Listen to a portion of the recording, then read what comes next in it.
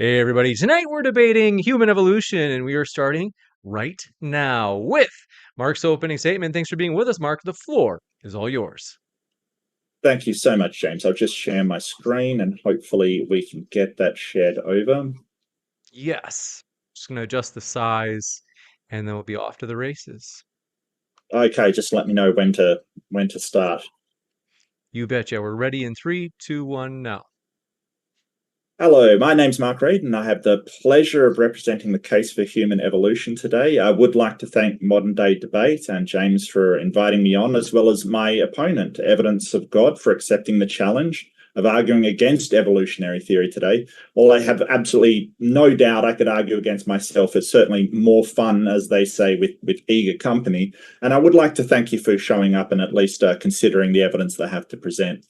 Now, first off, I just want to go through how evolution is so thoroughly entrenched as a theory in science that sort of 98% of scientists accept the theory to explain biological diversity. This theory is one of the two foundations of biology, along with germ theory of disease. It's interesting to note that the people who do not accept evolution overwhelmingly do not accept it due to religious reasons. There are many scientific and scholarly organizations from around the world that have issued statements in support of the theory of evolution. The American Association for the Advancement of Science, for example, it's the world's largest scientific society with more than 130,000 members and 262 affiliated scientific societies and academies of science.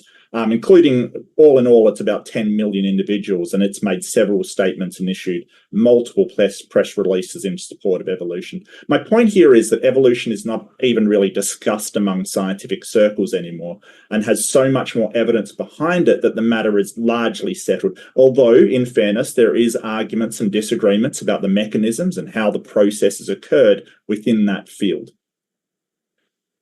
Since we're doing an on-trial case, it should be noted that evolution has already been tried in America multiple times. Every time evolution was found to be scientific and should be taught in science class, while intelligent design was found to be a religious belief masquerading as credible science. This is no accident that the proponents of the intelligent design pseudoscience are all religiously motivated. This slide refers to the Snopes trial, or the Snopes monkey trial, as sometimes it's called, and it mentions how even textbook at the time accepted evolution of biology. There was no biology textbooks that didn't have evolution in it. I will go on to the Epson versus Arkansas. Now, this reached all the way to the Supreme Court, and the state was forced to allow teaching evolution as scientific fact.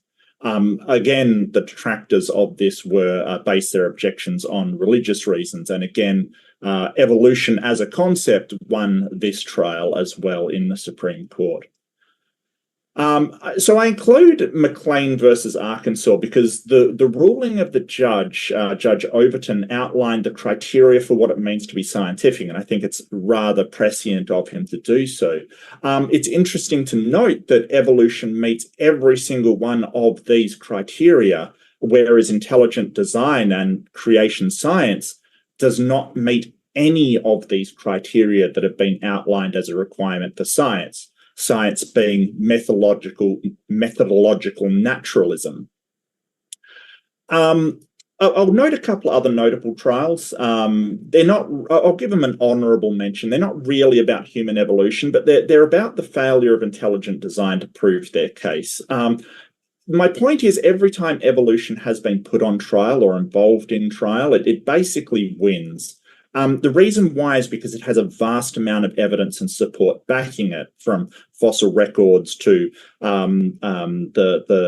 embryology to all kinds of evidence that reach the same conclusion.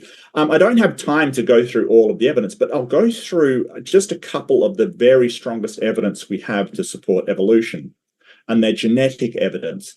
So chimpanzees and bonobos are the closest relatives of human in the animal kingdom. Depending on how you're analysing the DNA, it's about 98 to 99% similar, with the genes looking uncannily similar.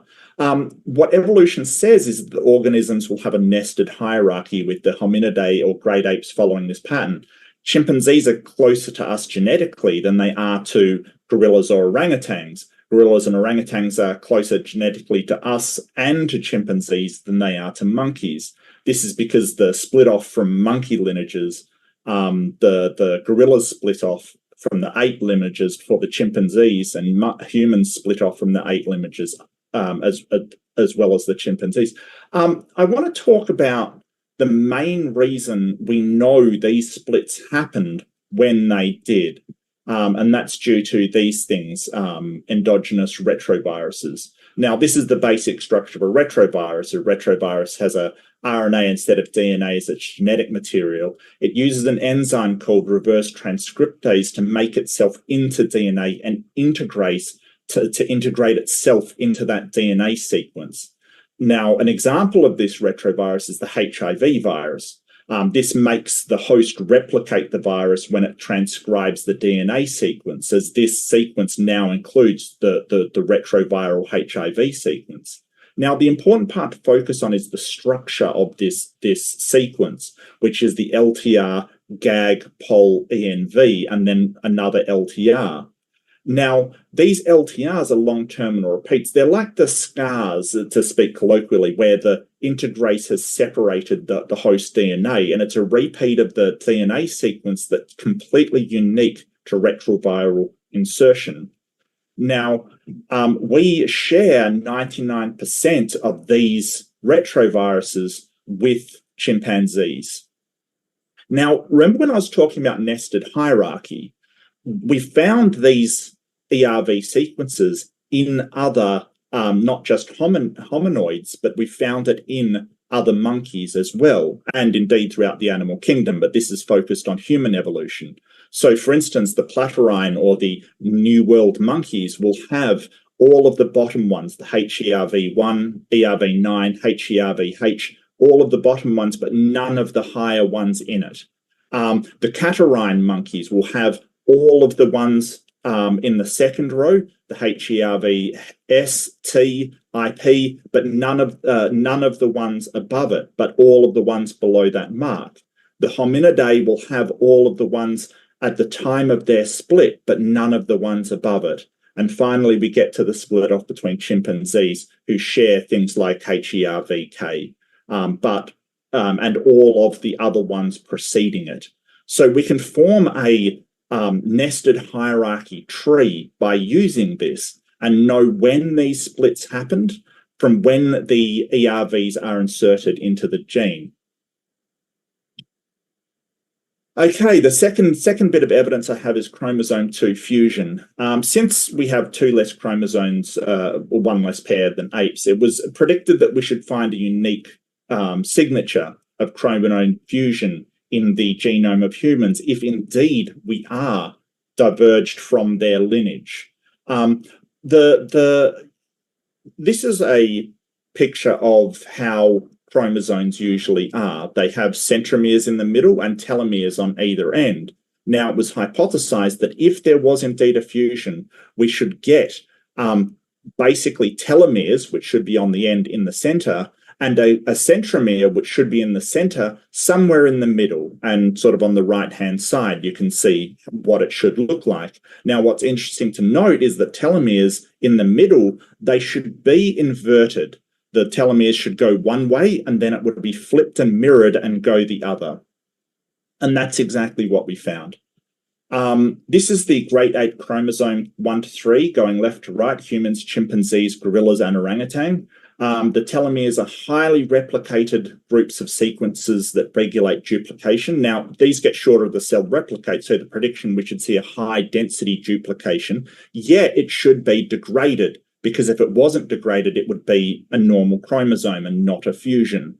So we do see these degraded but inverted sequences in the middle of chromosome 2, where they definitely should not be.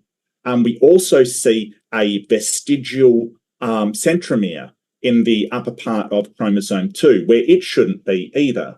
This was a prediction that we did make and came true as we learnt more about chromosome 2. So in conclusion, the evolution is vastly supported by all scientists, almost all scientists.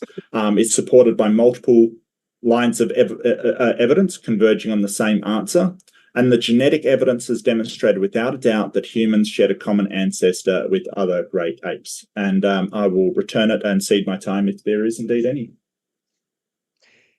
Thank you very much for Thanks, that James. opening, Mark. And we're going to kick it over to Evidence of God. I want to say, folks, thanks for being with us. If it's your first time here at Modern Day Debate, I'm your host, Dr. James Coons.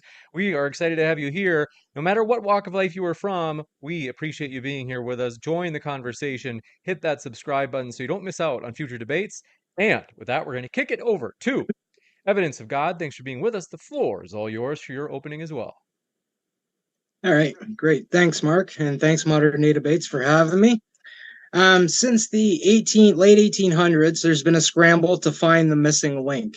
In light of this, frauds have been uncovered. To what extent, we don't fully know, as motives for such discoveries are constantly present: money, funding, notoriety, as well as the atheistic societal goals. Piltdown Man was a combination of a human and orangutan skull bone to give the appearance of a human ape ancestor with grinded down teeth. This fraud lasted for over 40 years as an accepted, peer-reviewed scientific missing link in the human evolution lineage. Nebraska Man, a tooth belonging to a species of pig, was accepted as a missing link for several years. Orseman, a donkey skull, was accepted as a hominid fossil for several years. Lucy, the famous Australopithecus afarensis pelvis, was cut to appear bipedal despite appearing the opposite in its original state, and the different ape bones made its way into the textbooks on Lucy's spines.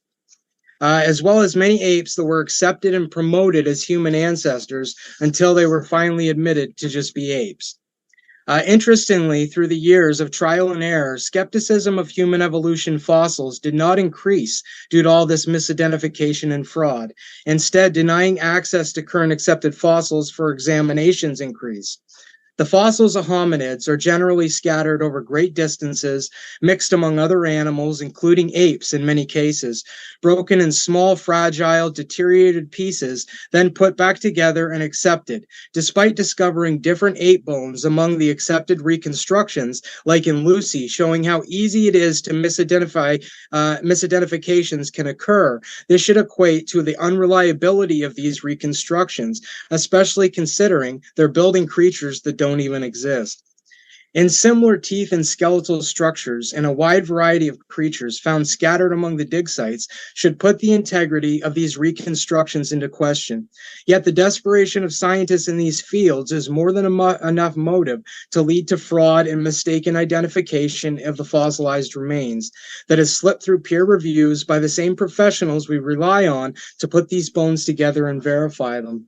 Hominid fossils' access is controlled, few are chosen that go through rigorous venting, and you can be certain they're carefully selected. The most qualified in the world would never had a chance at examining these fossils in person if their intentions were admitted to falsify the claim of human ancestry. This is an attempt at controlling misinformation. There have been many professionals in the fields that did not accept the idea that Artie or Lucy, among others, were even in the family tree, rather merely apes, and these were fellow believers of human evolution. Their concerns from observations were dismissed, not published, and definitely not taken into consideration in educational institutes teaching human evolution. Adding further evidence to motives to prove the idea rather than falsify the idea, as science is said to falsify in the search for conclusion.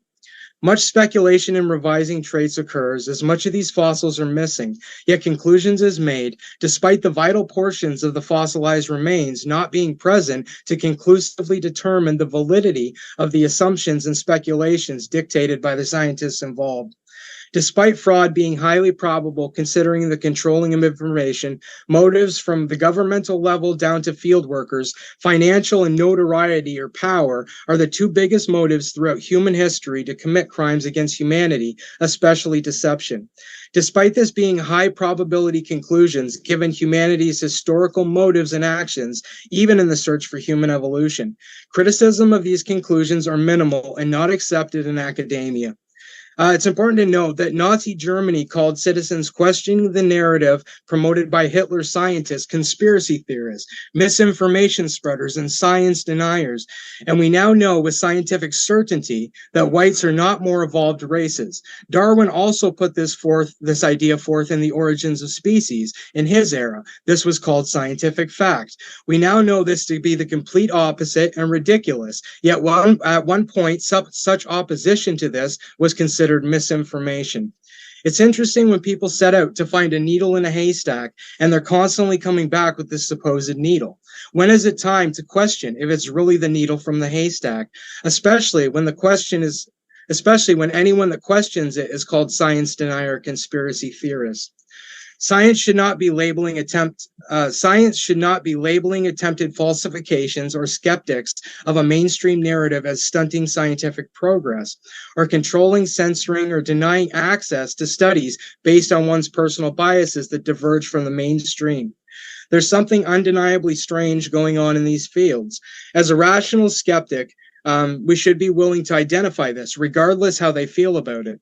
As a creationist, if evidence for God was being promoted in a questionable way, I would hope I would be honest enough to question the narrative and stand up for the truth, regardless where it led. But all that aside, I'm not going to be arguing from the perspective of a conspiracy theorist.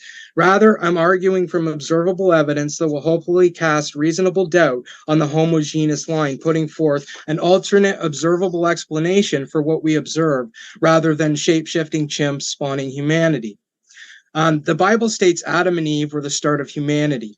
Given the context of the biblical examination somewhere around 6,000 years ago, respectfully, the mainstream idea today, given by evolutionary theory proponents, is that Adam and Eve is debunked and scientifically inaccurate. However, when you merely dig into this idea, you hear statements like, it's unlikely, there's no reason to think. Then there's publishings like from Stanford University School of Medicine that indicates it's likely Y chromosome Adam and mitochondria Eve's existence overlapped. Whether or not you believe this couple were Adam and Eve from the Bible, there's no reason to assume they didn't live or breed together and spawn humanity. Chromosome 2 fusion. When considering chromosome 2 fusion, the signature of the aspect of humanity, a human inherits 23 chromosomes from the father, 23 chromosomes from the mother. Both the mother and the father have apparent chromosome 2 fusion from number 12 and 13 of the apes, supposedly. From what we understand about uneven chromosomes being passed down, not only do they cause birth defects, including growth development, cognitive impairments, organ failure, among many other genetic defects, trisomy and monosomy are subtraction or additions of the chromosomes in one's genetic makeup. Most often renders the individuals infertile, and in rare cases that they can breed, the chromosomes will more than likely fix themselves or cause the same genetic defects, including the high probability of being infertile in the offspring in those that inherit the chromosomal defects. So unless chromosome fusion happened randomly in the male and the female sperm and egg at the same time, which from an evolutionary perspective is outrageous and impossible proposition, the likeliness of this trait surviving through natural selection is not just improbable, it's impossible.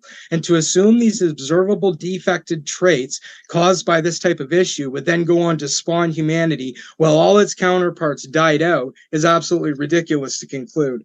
Furthermore, for the trait to somehow have been a marker of humanity, it would be necessary for those two to breed. Whether it happened in both Adam and Eve randomly at the same time, or it was passed to the siblings that would breed continually, and their children would breed, until eventually 46 chromosomes was established in the species. It places the two together as necessity. Chromosome 2 fusion, in my opinion, is the best evidence that Adam and Eve were together, or a genetically altered intervention as the Bible claims occurred. Red stem cells. Red marrow contains red stem cells that are required for the process to clone a human. There are several bones in the human body that contain red marrow that include ribs, breastbone, shoulder blades, collarbones, hip bones, skull, and spine. Given these options, there's only one that could be removed without causing physical disabilities, the rib, and it's also the only bone in the human body with a strange capacity to repair itself. The fact that God chose the rib to create a human in the Bible is extremely and strangely coincidental, given what we now understand about the red stem cells' abilities in the medical fields. Human genetics. Human genetics can be affected by a range of factors: environmental, diets, genetic, substance abuse, and inbreeding. Selective breeding has been observed in many species. Humanity has been altering the physical traits and genetics of many species since our foundation.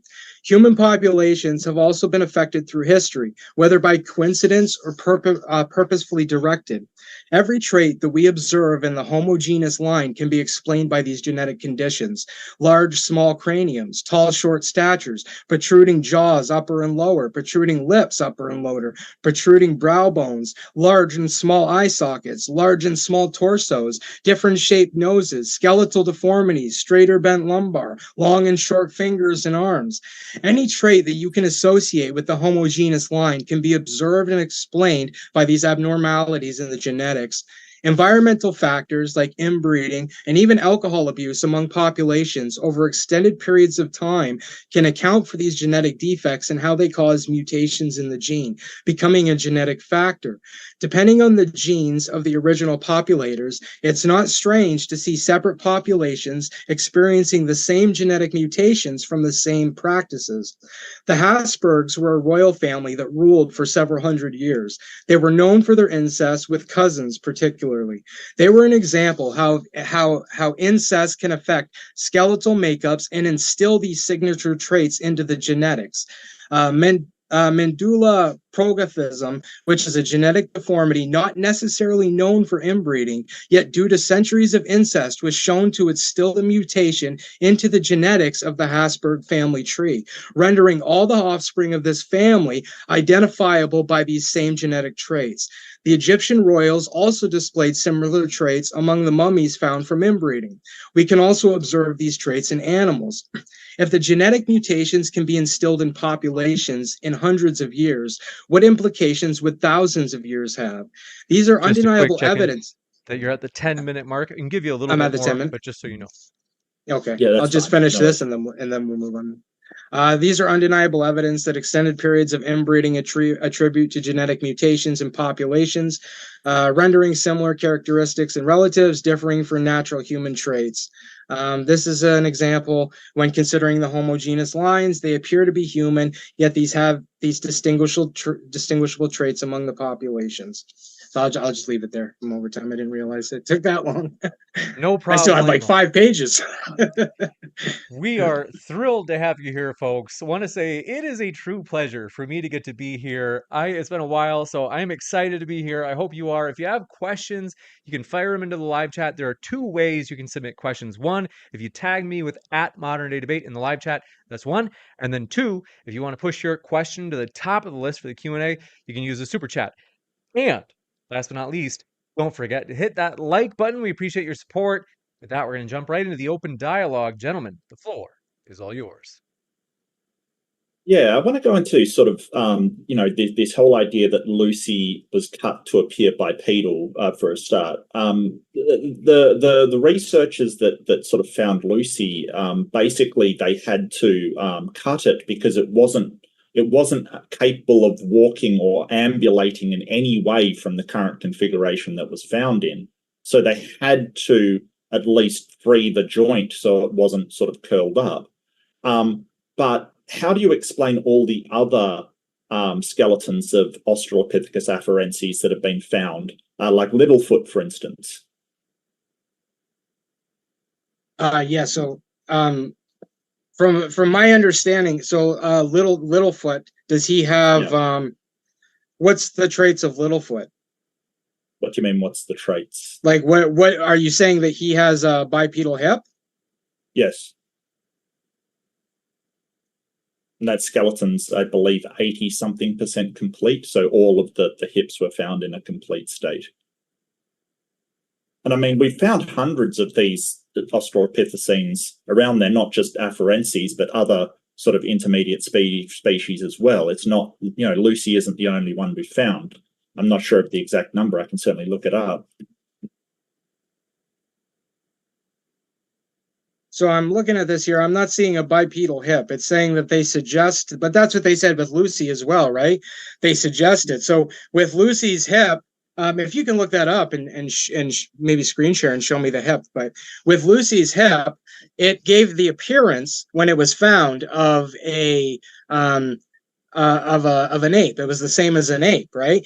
They said that it wouldn't work or whatever they said, and it was squished. That's what they said. But nonetheless, it was in the shape of an ape's hip, pelvis. So when he cut it into the shape of a human's pelvis, right? So that's the issue. Is you shouldn't. That's the thing. Is you shouldn't. He did, and you shouldn't be cutting. That's the thing. If you have to take the hip and cut it to reset it how you want to set it, then you shouldn't even be dabbling in with that. You should be dismissing that and saying, oh, okay, that was a bad example. Let's let it go, right? It's not cutting it into the shape that you feel that it should be cut in. It's basically just freeing the hip so that it's not basically distorted, because in the position that it would not be quadruped or biped. It would be absolutely nothing. But I'm sharing my screen to show Littlefoot, and you can see the hip and ball socket of Littlefoot here. How it basically, and this is, you can look at it and go, oh well, that doesn't look bipedal to me. But the scientists examining this have looked at it and gone, yes, that is bipedal. And I'm sure there's, they could say a lot more about it than I could. So then, definitely. Then why when you look it up, as soon as I looked it up, it said it suggests that they're bipedal, right? So like you said, when you see it and you say, oh, that's not bipedal, but they looked at it, to use a word like they suggest that it's bipedal is much different from a word of certainty, right? Like it is bipedal. The evidence is it suggests, right? Well, so there's always that's science for you. Science is tentative. It never takes an absolute out of anything. As I said in my sort of PowerPoint presentation, basically, that it is tentative, that it doesn't say it's the final word on anything. But we found over 400 skeletons of Australopithecus afarensis. So you will have to argue that all of them have been manipulated in some way.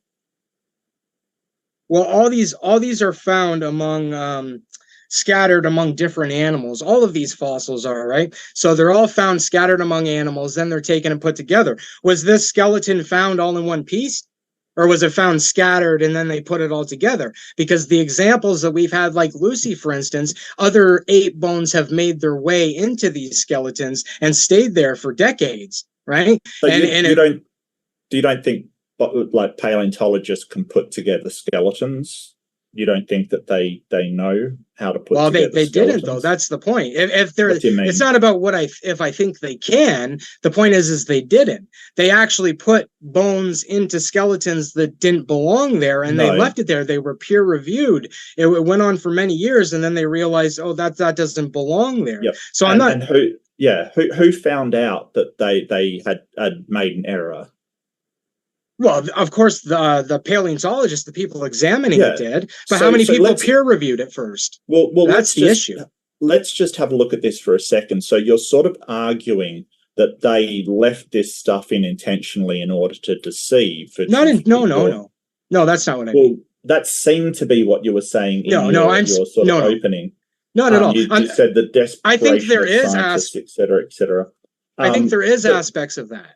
But that's not what I'm saying in this case. Mistakenly, they missed it. But that's the point. If they missed it mistakenly, then who's to say they're not missing this mistakenly? How can we have confidence in them when so many people have peer-reviewed these skeletons and passed off bones that didn't even belong there? Yet so many of these paleontologists approved it, put their stamp on it, they signed it, right? And it was wrong.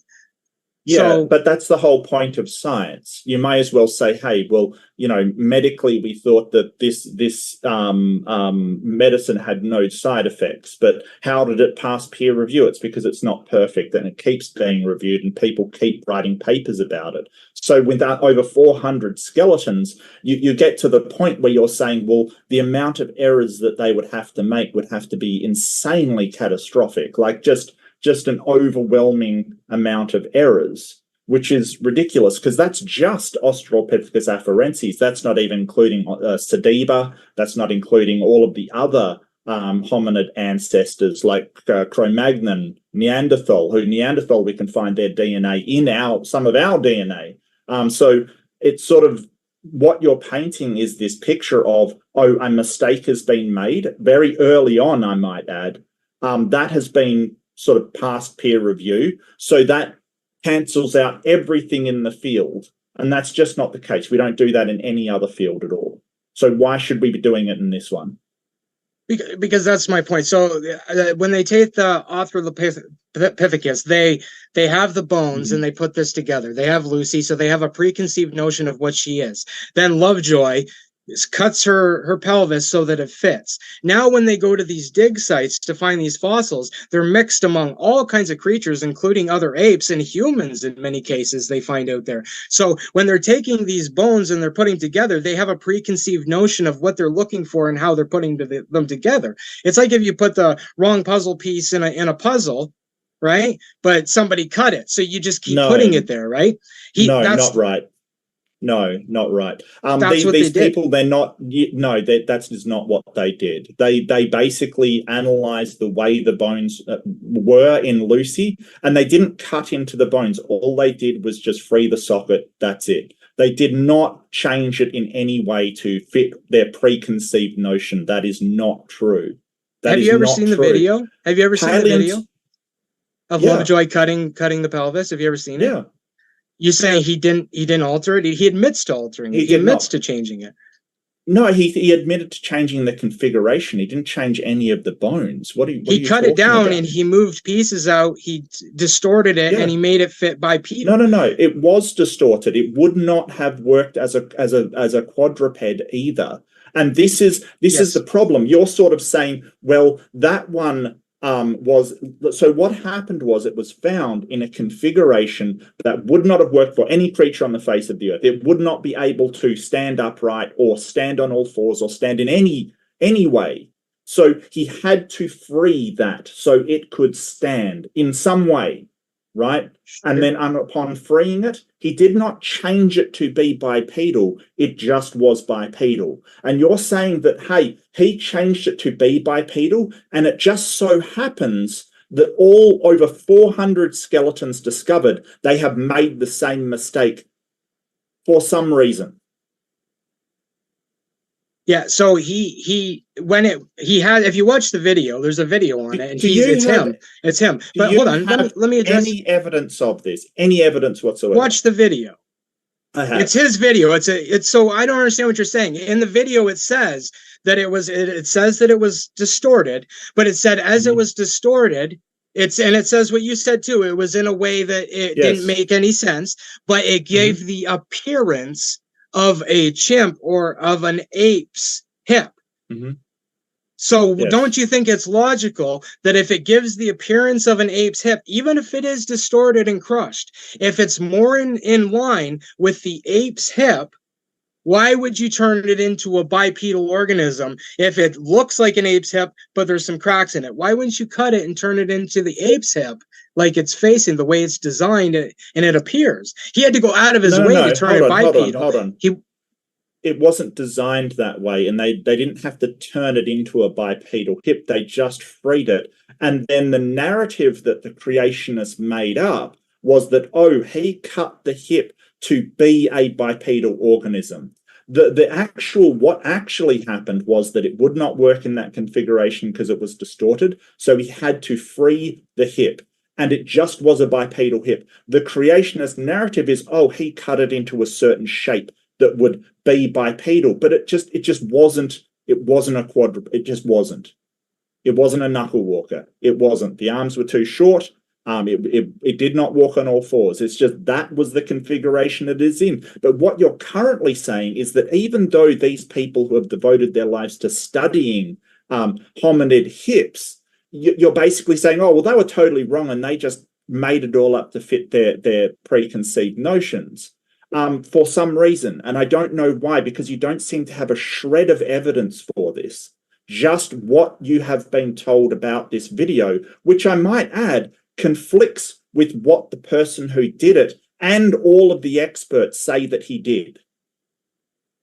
Yeah. Can we screen share the video? Is that okay? just so we can just get it out of the way and it's done? Yes, if you'd like. I think that the trick is the audio. It will get a copyright. If it's on YouTube, YouTube will recognize. So, Oh, will it? Okay. Yeah, yeah, Well, I think that, you could show it and but then, I'm not sure of the reason why, because we both agree that he made cuts, right? He had to cut it to free the hip, right? We both but he agree made on it bipedal when it wasn't. It didn't. Like, can we it put was the video on and bipedal. put the text on? Can you do that, James? If I play the video and just do like the yes, captions? yeah, you can do that. Okay. Let In me the just meantime, try that. folks, want to let you know Modern Day Debate is on your favorite podcast app, whether it be Spotify, Apple Podcasts, you name it. Check out the podcast, as all of our debates end up on the podcast within 24 hours of being live. That way, even if you're driving out in the middle of nowhere, no service, or maybe you're on a spaceship, no service, you can listen to debates on the go anytime.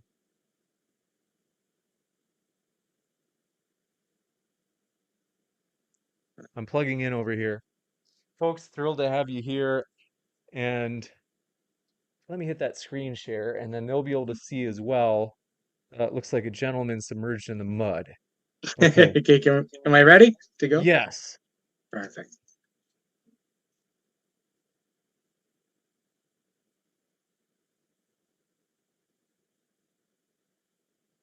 Mhm.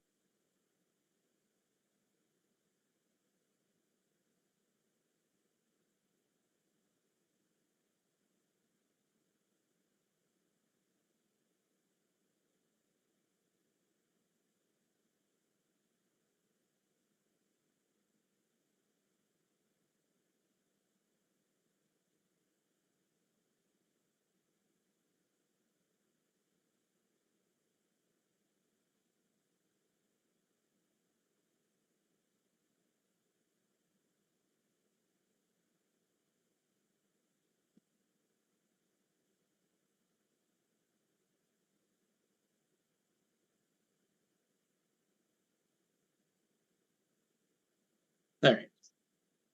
Yes. Yeah. So as he said there, right? It gave the Mhm. appearance of a chimp.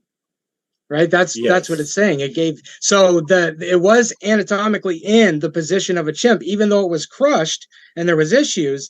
It looked like a chimp's pelvis. So Well, why it would you cut wasn't. it to make it look like a bipedal pelvis when it already had its shape? It just needed a little. It was just crushed.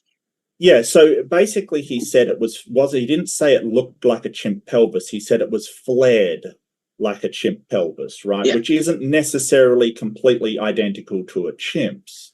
Sure, But but it's the more reason like. why, hang on a second, hang on. Sorry. But the Sorry. Go ahead. reason why he cut it was because it had been crushed. It had all the hallmarks of being broken and crushed, probably by animals. But I mean, purely that's obviously speculative. We don't know that for sure. But what is true is that it was broken and put in a place that's anatomically impossible, right? So all he did was just reconstruct the bones just how they were before it got crushed, just mending all of those fractures, freeing up the bones that had been pushed together. That's it. He didn't make it into a bipedal thing. And this is sort of the level of disbelief you have to have. You also have to believe that this happened with 400 plus other skeletons, right? Littlefoot, suddenly, that's a bipedal hip. That is bipedal.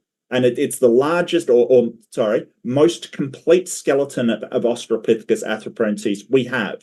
And you have to believe that somehow that was mistaken and the other 300 and something mistaken. This is just sort of disbelief and extreme skepticism in order to, Lucy isn't even the best afarensis fossil we have. It was just the first one found. That's all. Yeah. What happened with Littlefoot? What happened with Littlefoot? Why is that not a bipedal creature? So I'm looking it up, and it's partial hips from the uh, Littlefoot's not even on there, but there are some other ones where they say they have partial hips, right? So, but even so, right, you still have to take into account that what they're doing here is taking a bunch of random bones from a dig scattered among all different animals, and they're putting them together. And like we've observed in the past, with they're letting bones slip in there that don't belong, or like Lovejoy did, he cut the specimen when he should have just moved on, right? Like back when Lucy was there, that's what we had. We had her. So for him to cut that piece of it to make her bipedal and then put it in textbooks, and at the same time having bones that didn't belong to her in her spine and putting that in the textbook, right? I'm not saying that they're necessarily doing it on purpose, but what I'm saying is they're making a preconceived notion and they've peer-reviewed mistakes. So why should we just believe that this thing was bipedal, or that they're not making mistakes again in the future? Look, like, this has been reviewed by, this has been peer-reviewed.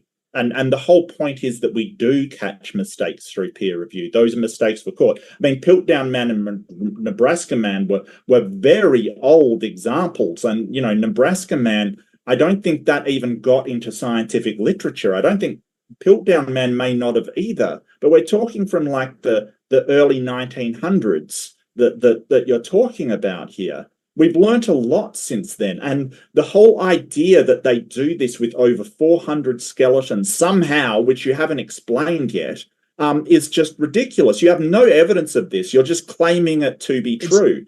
Because it's not 400. I would like to move on away from afferences, because I don't think we're making any headway there. Maybe discuss why the genetic evidence doesn't point to common ancestry.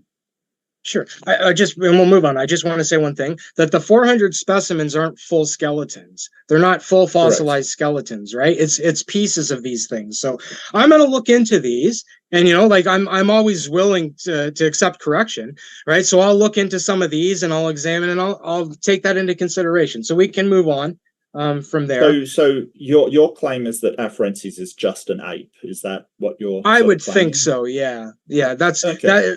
That's what I would think. And I know there were other people in the field that considered that they were apes, and there are some mistakes in Lucy and Lake Lovejoy, but we talked about all that. But we can move on. What did the genetic?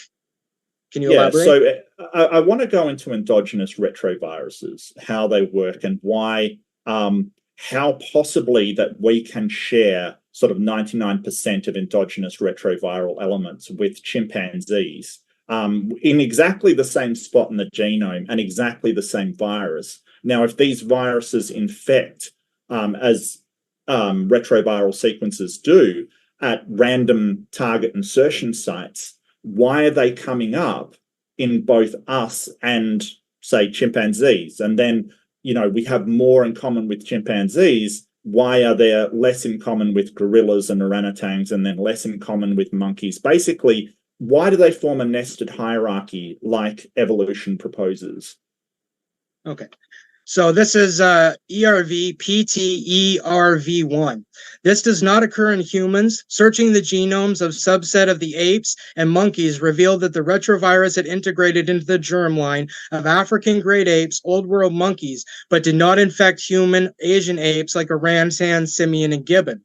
HERVKC4 produced the predicted tree topology. However, this tree only contains 3 taxa: humans, orangutans, and African green monkeys. Notably, the ERV was not detected in chimps and gorillas. So if orangutans are our most distant relatives, we should, if ERVs are what they say they are, these ERVs should be inside of the chimp. If it's inside of the orangutan, which should be inside of us, right? This is the line that it goes down. But we're seeing in several ERVs, and there's probably a ton more. I had to read for hours just to get those two. There's probably dozens more of these. You're seeing that it's not in chimps, but it is in orangutans and humans. Yeah. So that's skipping the whole generation. So if it can't hit twice, it should be in a chimp, right? If this is what they are, then ERVs like this should be present in the chimp. If it's in the orangutan and the humans, it has to be in the chimp. No, it's because that once something diverges from the line, it basically can it's just as open to mutation as any other part of the genome. So individual lineages can mutate that ERV so it no longer either A, looks like the ERV, it loses the GAG EMB pole, or it does some kind of transcription error that omits that section, or it does some kind of replacement, because mutation can affect any part of the genome. A lot of these genomes, they're beneficial through co-option, right? So the ERV is in there, and basically mutations have allowed it to perform a beneficial function for us. And there's a really good paper called Switching Sides, how we co-opt these viruses to work for us. Most notably in the case of, say, the HIV retrovirus, which we've seen infect, and then some people have a mutation that makes them shut down the copying effect of the virus, but it still has a preventative effect for other viruses, because that's what HIV does. It prevents other viruses from taking control. So it's not unusual for there to be one or two skips, but you're avoiding the question, why do we share them at all? So you've gone from, like, I've asked you a question and you've gone to, well, there's this other thing. Why are they there at all? I was explaining that they do skip the lineage. So the idea that ERVs are exactly what they say they are is not necessarily true, because you can say it mutated out, but the fact is it's not present. And they say that ERVs, right? Like, that's proof. It's there. It's in this guy. It's in that guy. This is proof.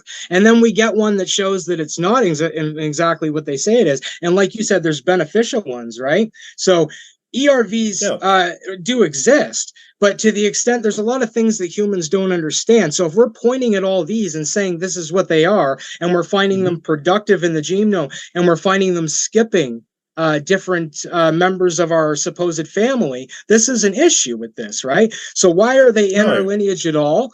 Well, we don't necessarily know what they are. There's a lot of productive ones. We do understand how retroviruses integrate. We do understand that. But to say that all of these are ERVs when there's discrepancies like I just read and many more, this poses a problem, especially when they're beneficial and useful. So today they might say they're all ERVs, but since they're productive in our lineages, and that's the thing too, these productive ERVs in our lineages are across the board, right? So like, that's what you said, they mutate out and everything. So when you have productive ERVs and you see the same change in a whole bunch of different of the family tree, supposedly, then you have to ask yourself, like why is it those are fine, those didn't mutate, those integrated all in the same way across the board, but then when we find ones that are discrepancies, well, that just mutated out, right?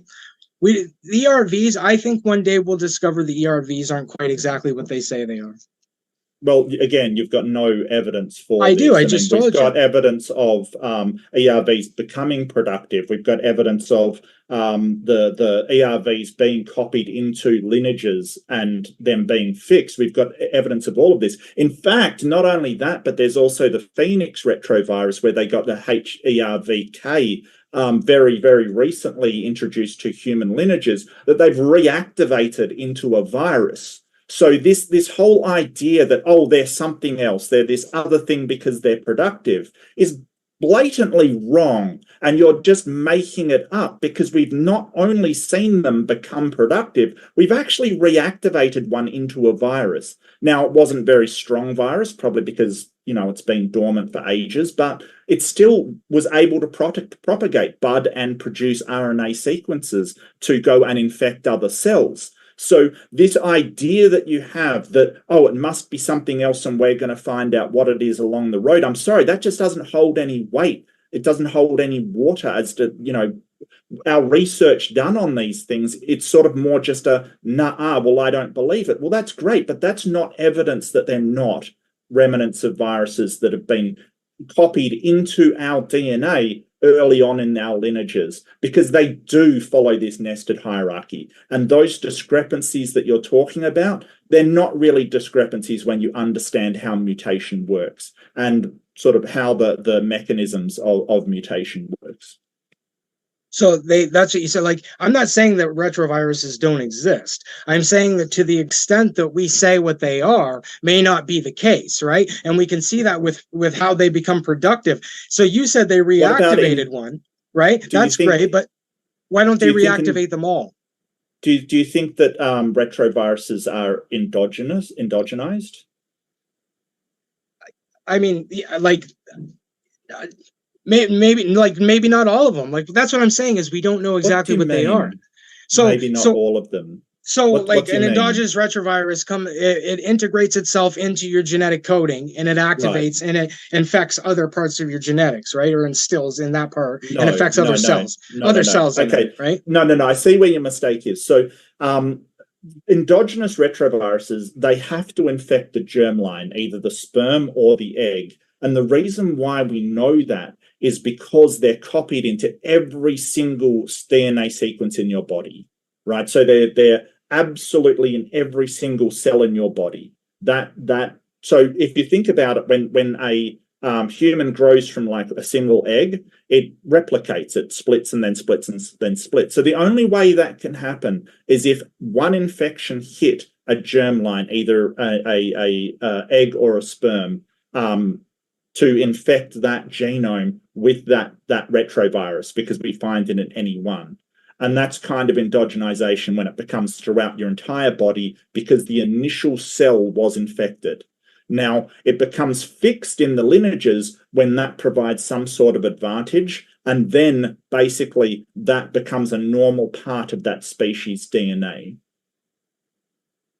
Okay. So it doesn't infect other parts of your body. It's already there. Every cell. So then the deactivation would have to happen in the sperm or the egg as well, right? If it's in every single cell in your body. So if you're going to get a deactivation, like you said, a mutation that goes away, right? Like the ones I explained, you said that it got rid of it, right? This is going to have to take place in the sperm and egg as well, right? In order for it to deactivate and come out of your cells, it's got to take place before all your cells are established, right? Well, it depends on what happens. I mean, it will deactivate at some point, yes, but that might be endogenized, but still be a virus at some point. It's just that if the creature propagates, it will still carry that indelible viral sequence onto its descendants. And at some point, it mutates. There is a mutation, a point mutation, or some kind of other mutation that hits that retroviral that will turn it off. And sometimes it gets a beneficial property when it mutates, because that retroviral sequence is just as prone to mutation as any other part of the genome. Okay, yeah. So I'm trying to follow here. But in order for it to, if it's in every one of your cells and it multiplies in all your cells, it's apparent in all your cells, right? Then in order to deactivate it, it must take place while you're in the sperm or the egg prior to your cells being created, right?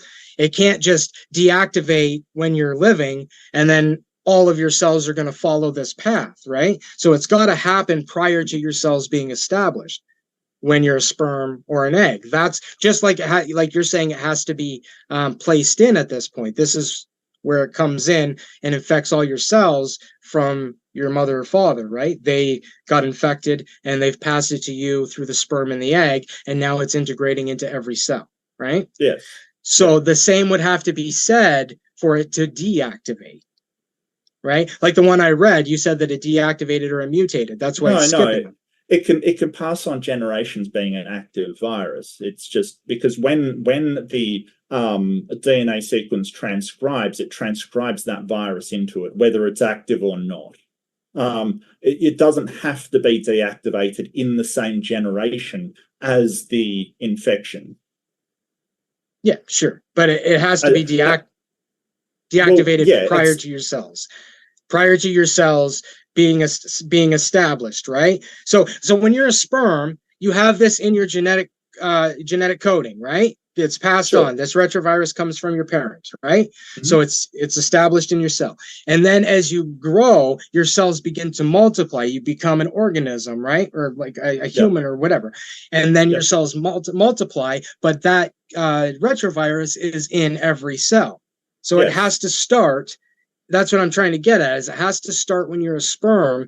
And in order for it to mutate and shut off, it would also have to start as a sperm because it's shutting off in every single cell. So every single cell is going to show this, or sorry, rather not show this mutation or any hint of it. Right? So it's got to happen in the sperm. This is what I'm getting at, or the sperm or the egg. Prior to your cells being created, it needs to be activated or it needs to be shut off. Either way, you can't, otherwise, if it's shut off in one of your cells, it's not going to shut off in every cell if you're a living creature, right? So hold it. Well, I'll explain. At one point, there will be organisms, a part of populations and part of lineages that will not have an active virus in their DNA, even if they were sort of born with an active virus. At some point, there's going to be a certain select amount of the population that won't. So natural selection selects for these populations because it's an crazy benefit to have, something like a virus that doesn't allow you to be infected, yet doesn't actually propagate. So I'm not saying that, it all just happens at once. What I'm saying is that these retroviral elements, they get into lineages a lot. Like 8% of our DNA is retroviral sequences. And sometimes that virus continues down and is an active virus to the descendants, but at some point a mutation happens and a offspring is born that has a mutation that turns it off. And I'm not saying, but you're sort of confusing by saying you have this, and it's like, well, no, it doesn't happen in one member. It can happen sort of one part at a time. It doesn't all have to happen at once. So, like, thanks for explaining that. Like the ERVs that I read there, we have chimpanzees and gorillas, right? The orangutan is next to the gorilla in the family tree, right? And then the chimpanzee is down the line closer to humans, next to the human, right? So for this to deactivate in a gorilla, right? How did it pass on to the human? Or if it happened on its own time frame, what are the odds of two separate ERVs deactivating in a gorilla and a chimp? Hold it. What do you mean by deactivate? Because when you're talking about an active viral sequences, it's producing RNA designed to infect other cells. So all of these viruses are deactivated. They don't mutated out. I'm getting at what you said before. It's mutated out of the line. That's what I'm saying, deactivated. So I'll use a different word, mutated out of the line, right? Well, what I want to get back to is how did they get into the chimpanzee DNA and the human DNA at exactly the same spot with exactly the same RNA sequence for the virus? That's what I'm getting at. So I feel like you're sort of going off right now to, here's this other thing that I have to explain. But I want you to explain to me how they got there. So that is what I'm trying to explain with these ERVs, is if that's what I'm getting at. So if the gorilla is next to the orangutan and it's not present in the gorilla, but it's present in the human, it's not present in the chimp, but it's present in the orangutan, right? That's what I'm saying is, so if we can observe these things aren't quite as in line as how they say they are in some circumstances, then that puts the idea into question of what it actually is. Are some of them retroviruses? Yeah, well, it has to be explained how it's skipping lineages and shutting off twice. But you're saying that it randomly shut off twice, mutated out twice in two completely different species throughout the lineage, but it's jumping and skipping people. I don't think you're representing completely, because the orangutan did not, like, you're not putting the gorilla isn't next to the orangutan so much as closer. The orangutan split off. Then the gorillas split off the lineage, because we're looking at this as in lineages, not sort of which is higher or lower on this thing. These animals split off, and we split off, and for chimpanzees, branches diverge. They don't have this sort of thing that you're thinking of, like brothers and sisters kind of thing. That's not what happens. But if you do, some of these are that mutations have weeded out these remnants kind of thing from the lineages. It happens. There is an explanation. You're saying we need an explanation. There is an explanation. It's just that you refuse. But what I'm wondering, again, that you're getting away from is how come these retroviral sequences are in both us and chimpanzees? I want you, look, I'm not going to let you get away. How did they get there in the first place? That's what I'm trying to explain to you, is maybe some of them, perhaps, like we've established in how they're just disappearing from certain lineages, perhaps they're not quite what we think they are, and they've managed to grab into these spots for whatever reason, or they were established there, as we see many of them are productive, right? So what are they? I don't know what they are. But how are they not? So how are they skipping lineages? Right? I've already how are they jumping out? I'm not going to explain it again. You haven't explained it. No. I've already explained it. I'm not explaining it again. You've got your answer. But you're sort of saying, well, I don't know what they are, but they're not what the scientists and all of the experts and all of the people studying it say they are, for no reason whatsoever. What makes you think they are something else, even though you don't know what that is? Because there's proven ERVs. This is just two of them. There's probably dozens, maybe even hundreds, who knows, of these ERVs that show that it's skipping lineages. So it's not exactly what they think it is. If there's ERVs that are showing up non-present, and you're just saying, oh, maybe it mutated out. Well, maybe they're not what they thought they are, right? I don't That's understand. The same thing. I don't understand what you mean by skipping lineages. So because like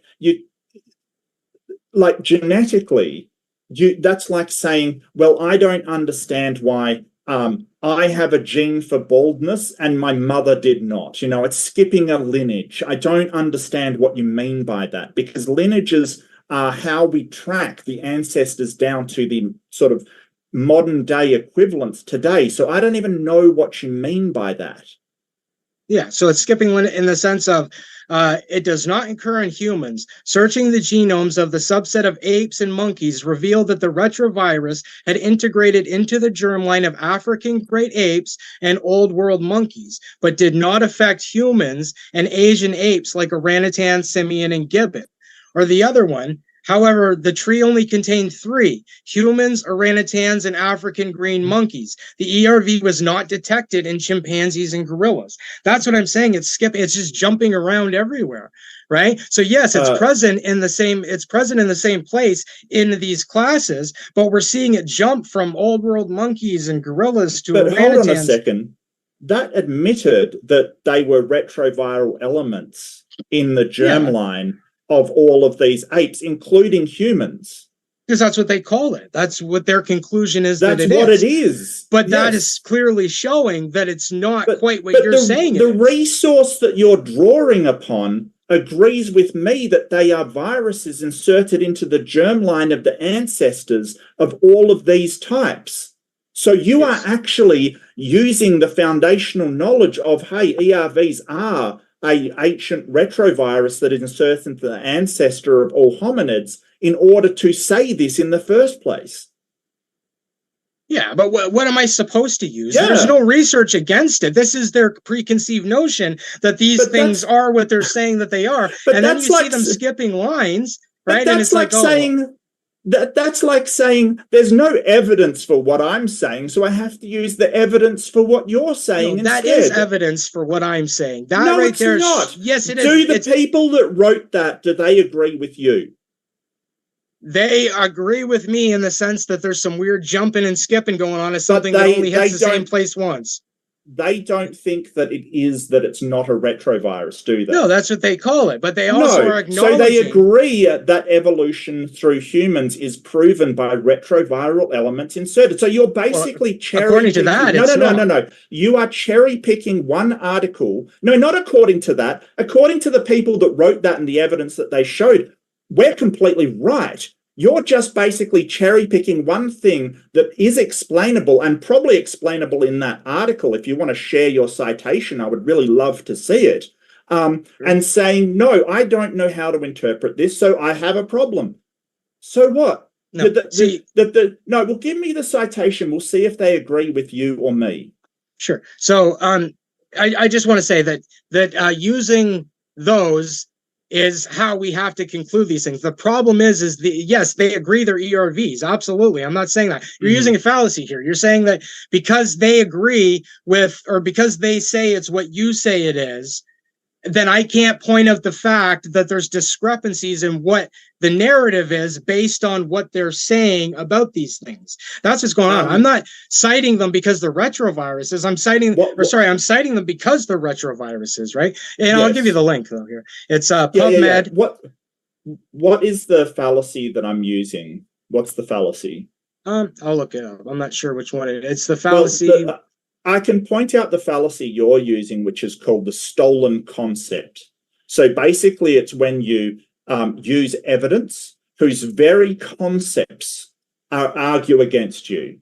So basically, it's when you say, hey, this evidence shows that your position is incorrect. And the very concepts of that evidence, the original concepts, what the foundation of that evidence is flawed. You're stealing the concept. So this is kind of what you're doing.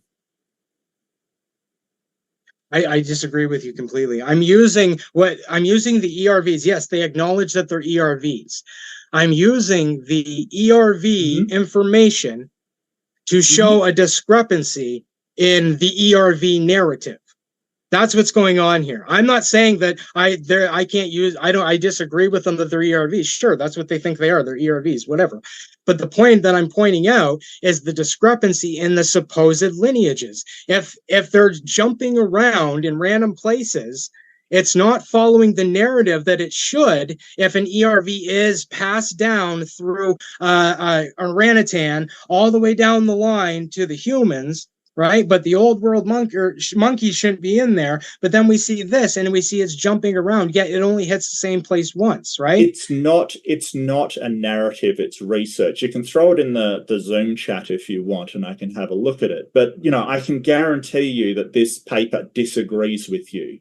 So why you're sort of using a paper that disagrees with you is this which I've seen before, which is cherry picking in order to say, hey, there's a problem here, and we may or may not have an explanation for it, but you still have said, well, because we may not have an explanation here, which I don't know, I haven't looked at the paper, like it necessarily is the case that all of these other retrovirals, which you don't know how they got there, you can't explain it, you are basically taking a faith-based position that someday you'll find out there's something else.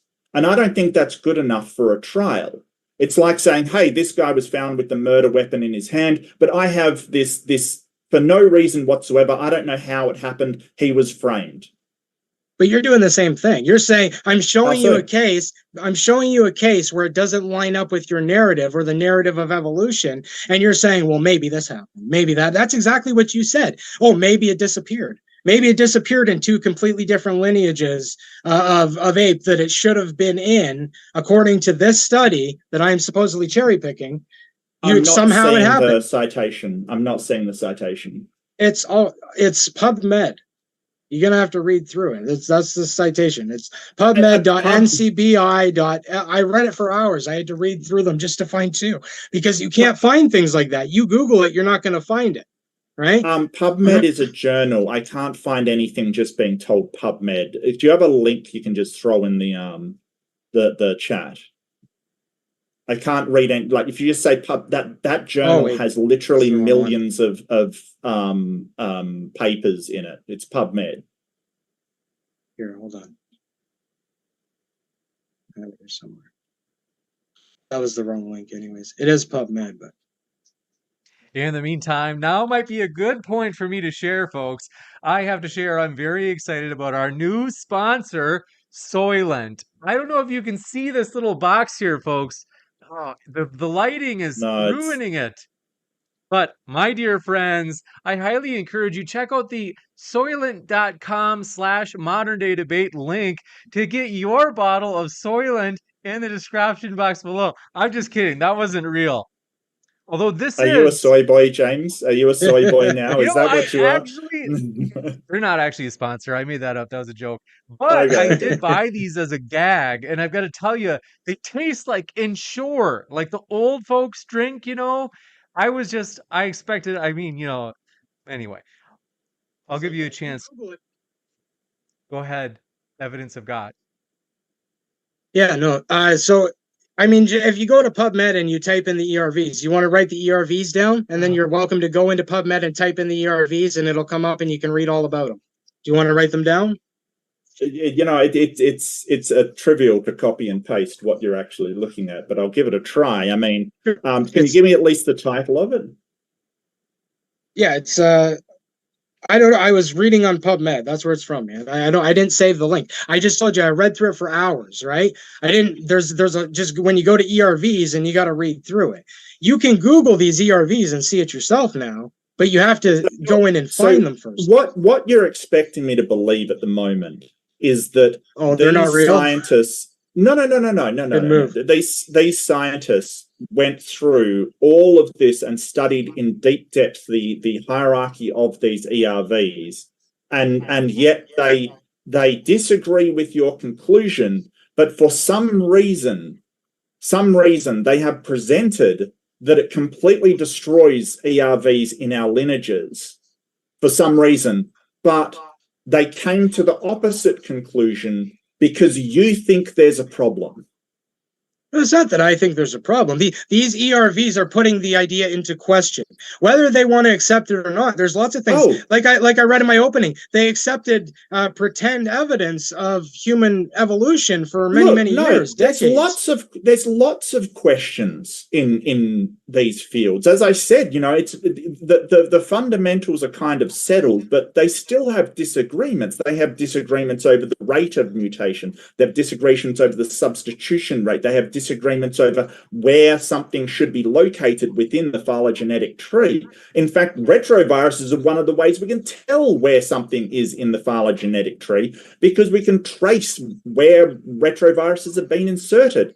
Now, it's not enough for you just to stand up and say, well, I don't believe it for some reason, and That's they not what I got said. there somehow that I don't know how, but because they are outlining, hey, this is a problem, we've got to, you know, fit this into the model somehow, that it somehow disproves all of the overwhelming evidence that those are retroviral sequences, which the paper you're quoting absolutely agreed with. Yeah, most of the retroviruses in the paper when I was reading were what is to be expected. They were in line with their theory. Yeah. That's how it was. But then you come across, like, of course they accept it. But then you come across these, and they just say that, and it was let go. It's just let go, right? Why isn't there papers coming out I don't think explaining it's these? let go. That's I don't so. think Where it's are let they? go. Why aren't they being explained in academia? Why aren't people saying, "What is this all about"? Well, that's what they do in academia. That's Not all those they ones. do in academia. Oh, you think nobody is looking at these in academia? They're just ignoring them somehow. Is that what you think? And in accordance with evolution, yeah, I do. I had to read through it myself. Why couldn't I just Google which are ERVs are out of place? Why couldn't I find papers that came up and said, you know, studies and peer reviewed? Yeah, it's out of place. Why is it like this? This is why. Were you in Google Scholar, or just Google? I go to Google Scholar. I go to Google. I try them all. Yeah. So maybe you need to work on your search parameters, because you can find that stuff.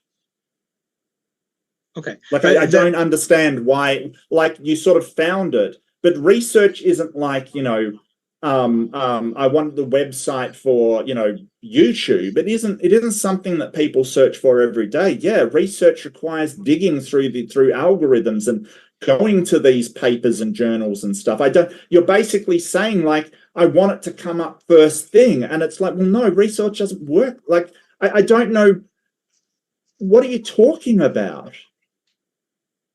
You're basically saying, I want the search algorithms to represent my conspiracy theories. It's not a conspircy theory, like dude. It is a conspiracy. It is not. Theory. It's true. I just read it to you. It's a real ERV that's out of place. The idea that because in the early 1900s and 1800s, scientists made mistakes on fossil anatomy of early hominids, that somehow all of these scientists in all of these fields throughout the world have got stuff wrong, and nobody's bothered to check it. And according to you, nobody's looking into it, is a conspiracy theory. It is. Well, Lucy was discovered in what, the 80s, right? And they had the wrong bone inside of her. And then they cut her pelvis sideways. And nobody said nothing about it. Everybody just accepted it and put it in the textbooks. So yes, there is absolutely a specific narrative going on. And even in academia, there's organizations that protect, like your opening statement, right? You said that it went to trial and evolution and they threw intelligent design out, right? But there's lots of people out there that are working on intelligent design in the sciences, but they have to fund themselves. There's organizations that have to fund themselves. There's no funding that's going to offer intelligent design, right? So when you say it was thrown out, sorry? No, they're not. There's not tons of people working on intelligent There's organizations design. like Answers in Genesis has people, scientists. It's a tiny, tiny amount of people, and they're basically propped up by certain people with degrees that are given tons of money by the religious organizations that back them. What they don't get, because they don't actually make any kind of scientific discoveries,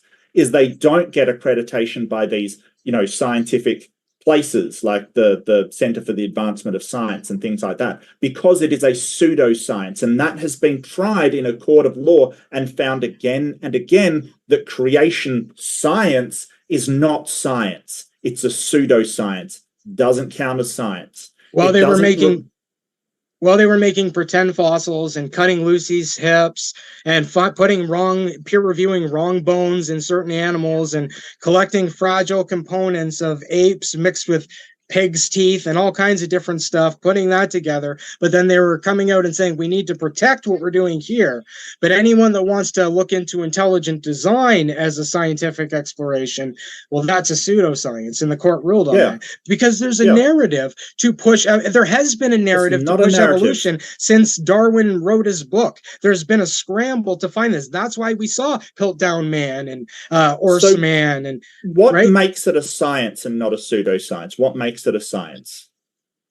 There's lots of things in the observable world that is far more in line with an engineer than it is with random chance just organized by nothingness. Do you know what science is? Do you know what science is? Yes, it's the exploration of the natural world. Right. So in what universe is creation science basically saying that, hey, a supernatural deity did all of this stuff, is an investigation of the natural world? Because when you look at things in the natural world, like for instance, like the complexity of a cell or something like fine tuning, the origins of the universe, all these things have a big like missing portion. But we see organization and intelligence and complexity. All these things are there, these components that we can only explain with engineering or intelligence. Right? It's all there, but yet we won't even consider the possibility that something orchestrated the universe. It's natural in the sense that what we observe has a stamp of engineering on it, right? So if you want to explore, you can. It does. Like, can you give me another example other than an organism that just randomly comes to be with the most complex coding on Earth?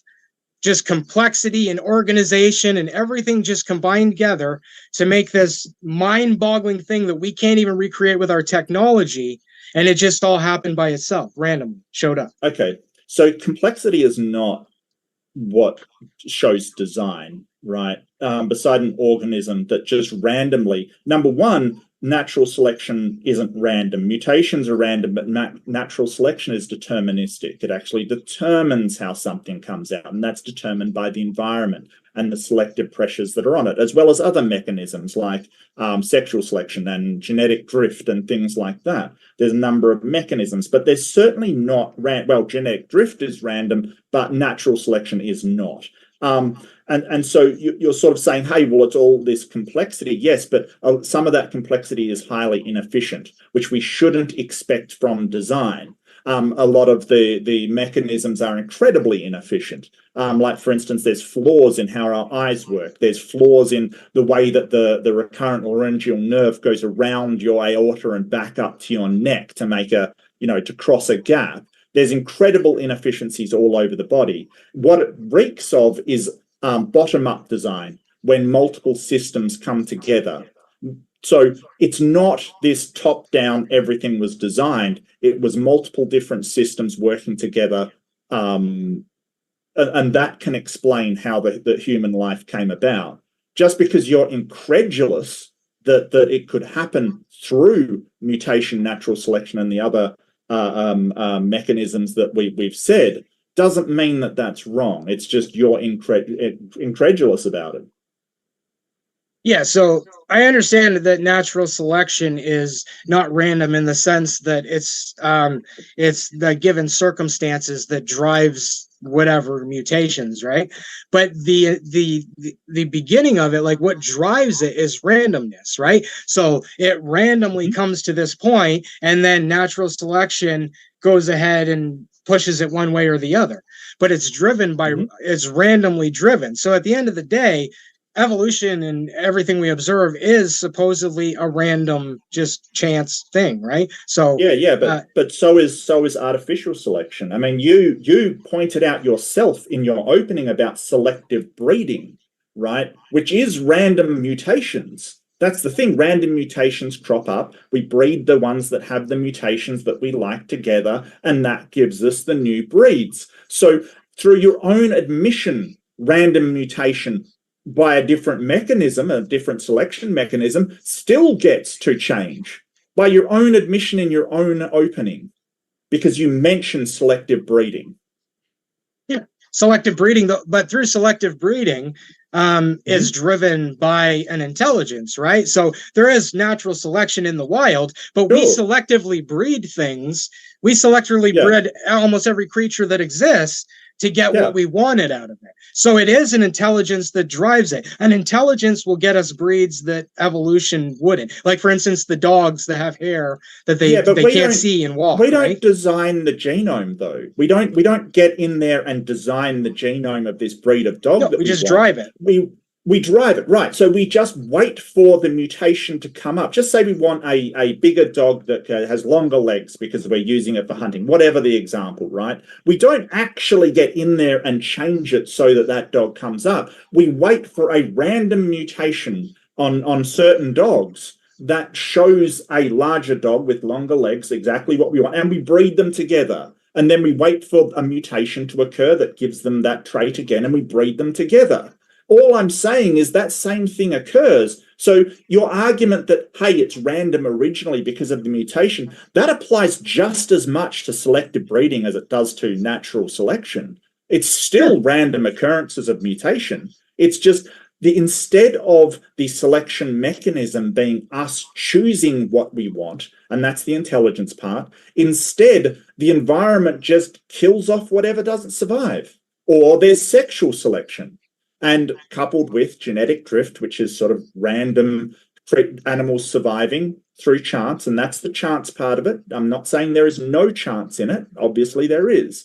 But it's deterministic and mostly dependent on the environment. It's not this random thing that you're talking about. But yeah, so when we're doing that selective breeding, and even in natural selection, what it's doing with the mutations and the changes is it's utilizing the information that's already there. There's information coded in these cells and in these species already, and all we're doing is utilizing information that already exists, right?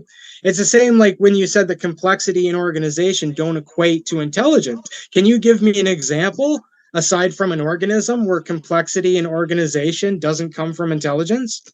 Because I can give you a billion examples just looking around my house, but I can't give you one example where it doesn't happen. And this is the most complex coding system that we even know of, right?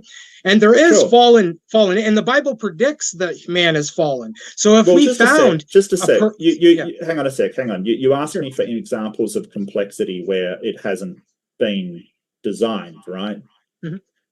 Yeah, so snowflakes are incredibly complex. Weather patterns are complex.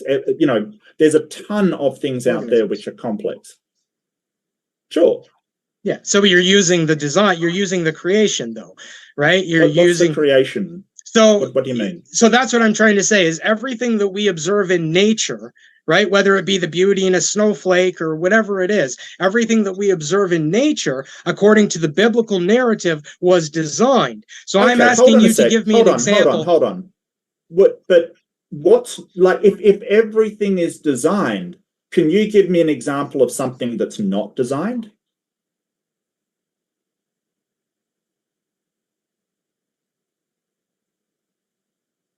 No, I can't. Then how do you tell what's simple from what's complex as what's designed from not designed? If everything's designed, if everything's designed, then even the simple stuff like a rock or just a simple crystal matrix, that's designed as well. So you're saying complexity is the hallmark of design, but if everything's designed, then simplicity is the hallmark of design as well. Sure. They can both be the hallmark of design, whether it's, see, that's the thing is, simplicity, no, but it's like, let me explain. Simplicity is kind of, let me explain, man. Simplicity is like, it's designed, whatever, who cares? But then when you get into complexity, right, that's where the issue is. The simplicity is irrelevant, really. Someone who can create a jet can also create a piece of paper. That doesn't mean that it proves that it wasn't designed because one is easy to create and the other one is hard to create. It shows across the board that there's intention to everything that exists, right? And that's my point is when I say I can't think of anything designed is because that's what we have in this world. Humans design stuff and that's all our examples.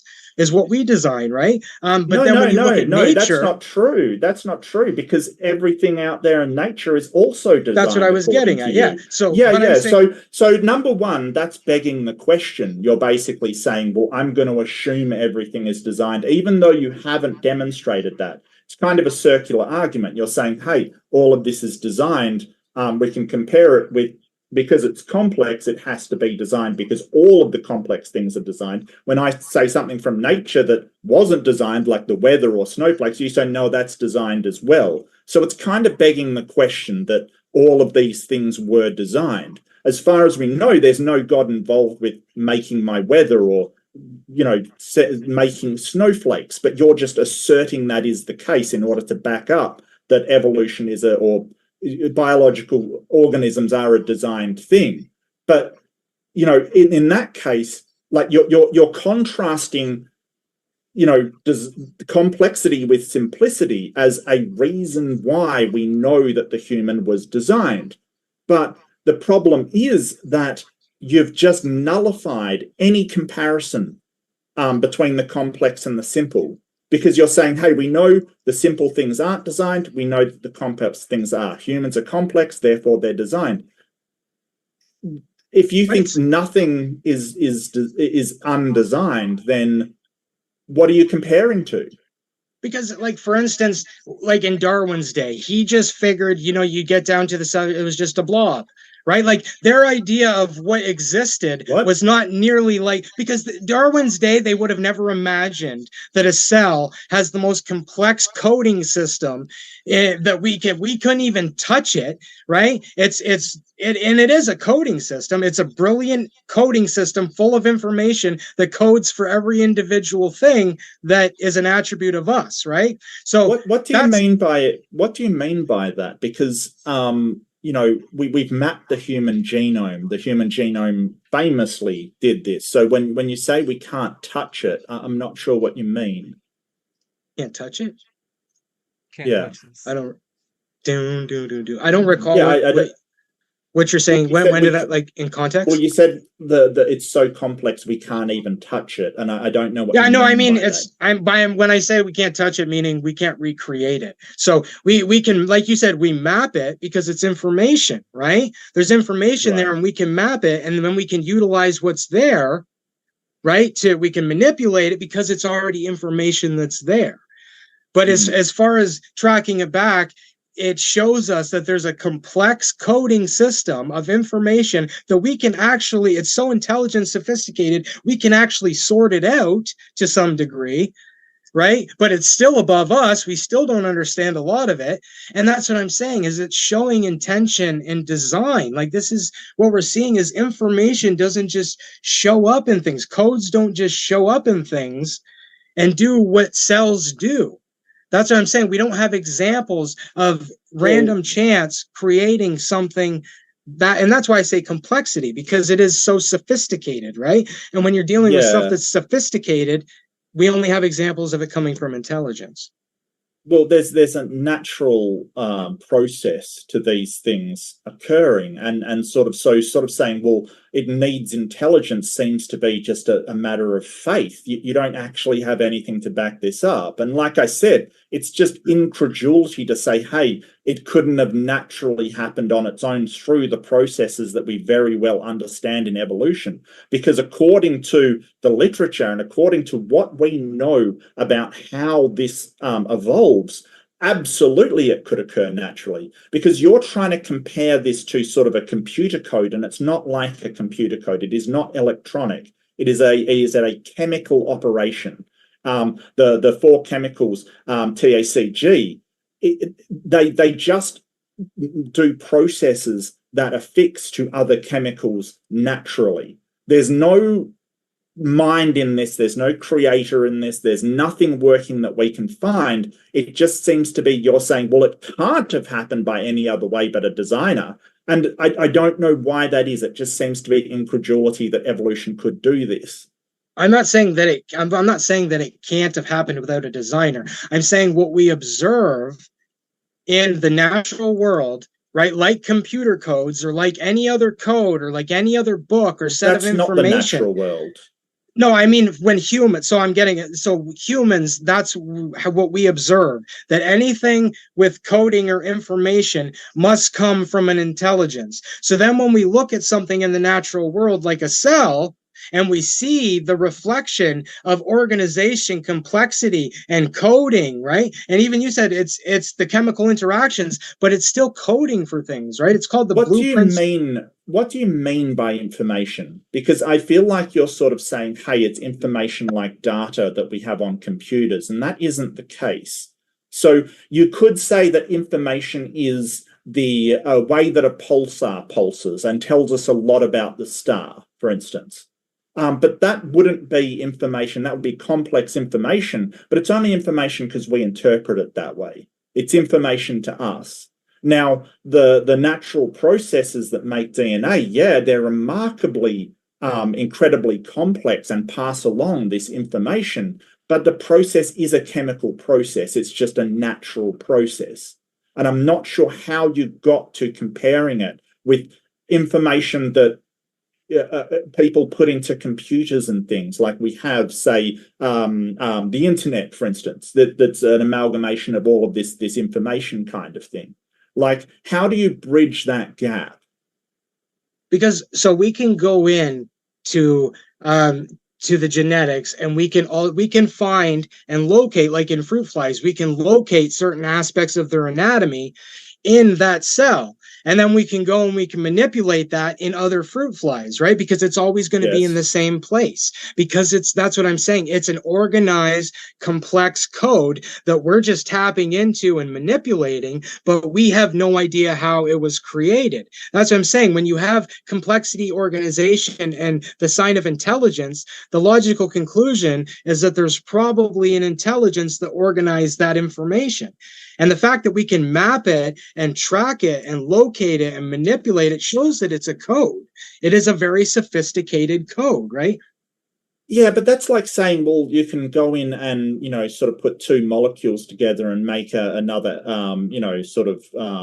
substance. And we can do that with any other molecules kind of thing. Well, therefore, that's information, because that's how chemistry works. Like, if we change the way that it's being sort of read into the messenger RNA is transcribing it, then yeah, we can do that, sure.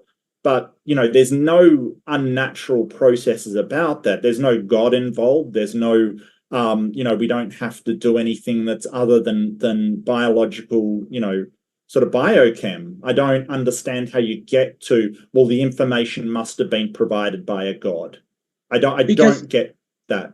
Yeah, so it's because when we're looking at what humans understand in this world, every time we're dealing with something that is in line with what we observe there, so organized information that can be manipulated, tapped into, affected, right? Anytime we're dealing with something like that as humans, we know that something created it. We don't ever go and look at a book and assume that it just showed up there. We understand that those words are there, and then we look at a word and we can retrace that word. We go, oh, that's what that means. And then we look over there and we're like, oh, that's what that means. And we can manipulate that word. We can take letters off. It's the whole same idea with the genetics. We can go in there, we can manipulate it because it's information that we have tapped into. So yeah. It's not the same as a book. It's not the same as words. It's more complex than a book. It's information far beyond our literary abilities. It's not even comparable to. What do you mean? We've mapped the human genome. We're starting to map other genomes of things. It's not beyond our ability to understand. Like you're sort of taking this tact of. We're not even close. To mapping everything in the genes. Well, no, of course not. Of course not. Of course not. Nobody is saying that we are, but we're starting to understand how all of this fits together. And you seem to have this thing of, oh, well, it's all beyond us. Well, how do we actually, do research into genetics if it's all beyond us? I think you're confusing what I'm saying, and maybe it's a language barrier, but when I'm saying like it's beyond us or we can't tap into it, I'm not saying you're taking it like I'm saying that we can't get into it. That's not what I mean. I mean the level of intelligence associated with it is far beyond anything we can comprehend. Can we create it? No. Can we recreate a cell from scratch? What do you mean, Can we create a script? Well, then it's beyond our capability. Yeah, but the whole point is you have absolutely no evidence to show that intelligence is necessary. In fact, a lot of the evidence shows that intelligence wasn't used because of the inconsistencies and the problems with cells, the problems with replication, the problem with cancerous growth, the problems that occur in cell replication and genetics are incredible. I mean, it's sort of this, well, it's so amazingly complex and amazing. Yeah, it also breaks down insanely a lot of the time. And it has all kinds of problems because it is not a designed thing. It is a natural process that quite often goes catastrophically wrong. And sort of, so this is sort of looking at chemical processes like they are some kind of grand design. It just isn't. It just is a natural chemical process that we can observe on a very, very simple level in, say, single cell primitive prokaryotes, for instance, that gets more and more complex as organisms get more and more complex. Like, the fact that we don't understand every part of it, yeah, it's incredibly complex, but that doesn't mean it's designed. And the idea that all complex things are designed, like the weather and like snowflakes and everything is designed, is just an article of faith. That's all it is. There's no evidence that that is the case. Well, we don't have any evidence to the contrary, and that's my point. When we can come up with a way to allow random chance and nothingness to create a jet or create even a stick, like anything. What do you mean? What do you mean by random chance and nothingness? Because that's what your idea is, that like we talked about before. Sure, selective. It's all selective, and it's driven by deterministic is the name. Deterministic, sure. But at the root of it's just random chance. It's just random happenstance that has no purpose, no meaning, right? It doesn't matter. It's still deterministic. Sure, but that's what I'm saying. So randomness spawned deterministic or whatever, right? But randomness and random chance doesn't ever spawn deterministic in our observable existence as humans. We can't watch that happen in front of us. The only place we can find these complex things happening, deterministic or random chance, is when we observe organisms. Otherwise, everything to the contrary is true when we consider the human's ability to create. But that's not true, because the weather patterns are deterministic. They seem chaotic, but they are in fact deterministic. Random chance produces all kinds of patterns, which is then determined by certain natural states, right? It is, the weather seems random, but it's not. It is a deterministic process. That all of the sort of things. We're near the Q&A. Pardon my interruption. Just want to give you guys a heads up. 2-minute warning. Okay.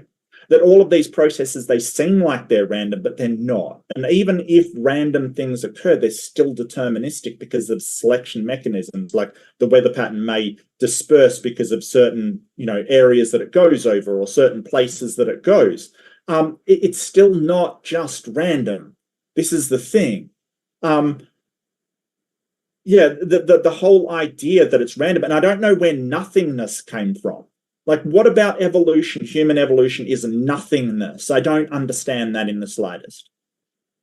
Yeah, so I just want to say that you're invoking the natural, what we consider the creation, you consider the natural world. You're invoking that as your example of how organization and all that works. But when you look at it from a human perspective, right, we can't observe humanity watching something in the physical world be created, especially not even just as complex, just on its own, be created. We can't create anything in the way that we say that a cell is created. We don't have one observable evidence of humanity repeating what we say happened in nature.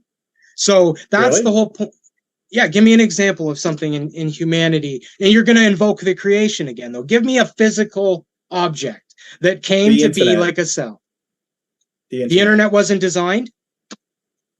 No, you said this doesn't happen in the human world. I'm asking you to give me an example of something. No. You complexity. said that humans don't do this. We can't create anything similar. We don't have anything. I didn't say that at all.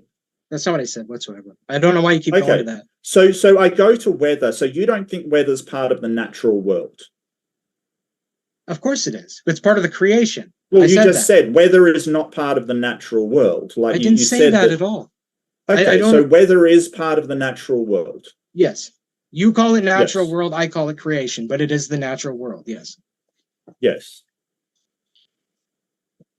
Might be a good time to jump into the Q&A. We do have a good amount of questions, so I want to say, folks, thanks very much for your questions. We're going to move fast, and I want to let you know both of our guests are linked in the description box. In fact, Mark has an after show link that I've included in the description box. You can click on that. As Mark said, everybody is welcome, whether you be Christian, atheist, or one of the many strange creatures in between. We're going to jump into this. Thanks very much for all of your questions, starting with James W. Says Mr. Curry. Thank you very much. Ember says, congrats, James. Thanks for your kind words. Says Mark, it looks like a maple leaf. What are they talking about? Oh, yeah. So it's sort of famous among sort of the circle of us people who debate evolution that a creationist once looked at a leaf and said, well, it looks like a maple leaf, so it must be a maple leaf. Funny thing was, it was a sweet gum leaf, which is, not even in the same family as the maple leaf. It's just the tendency comes to look at something and say it looks like an X, so that is what it must be. And we know that that's not the case. I mean, we can see a mirage and say, hey, it looks like water. Sure, it does. That doesn't mean it's water. More investigation is required is basically that, when we say it looks like a maple leaf, we're saying more investigation required. Okay, I get it now. This one coming from, appreciate it, Captain Pickles. I have a new soundboard. I'm so excited to use this. They say, why not verify the panelists? Oh, that's from the last debate. Sorry. By the way, folks, I've got to let me just be real for a second. Let me interrupt the Q&A just mentioned. It is true. We've had a couple of debates recently where it's like, we are going to work on improving the quality, starting with tonight's debate.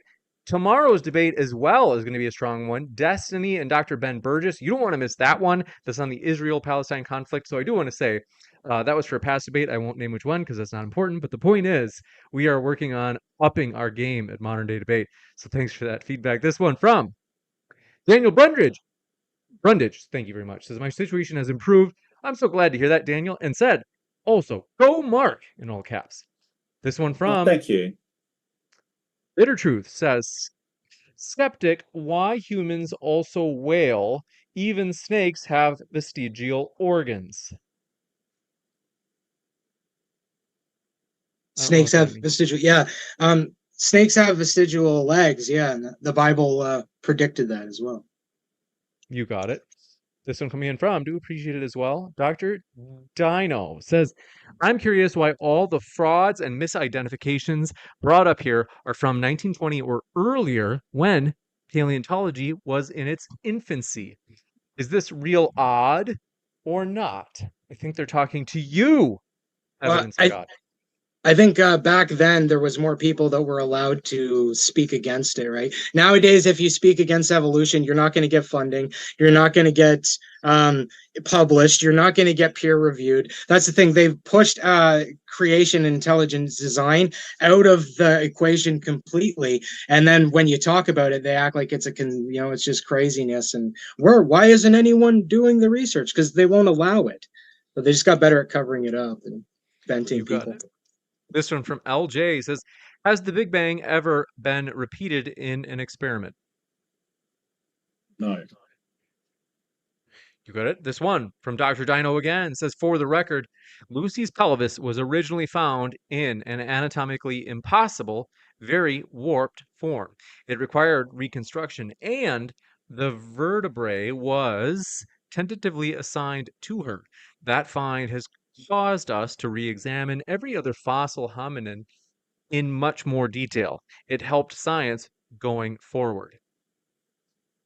Yeah, and like the video showed, that's what the gentleman said in the video, is that it resembled an ape. So yes, it was contorted and it needed to be fixed. They did say that it wouldn't work, but he said it resembled an ape. So I don't see why you wouldn't put it into configuration with what it resembled rather than turning into something else. And it also makes the point, if Lucy was contorted and destroyed, like you said, it's got us to examine everything. How come we don't know everything's like that? How can we trust anything if Lucy needed to be turned into a bipedal?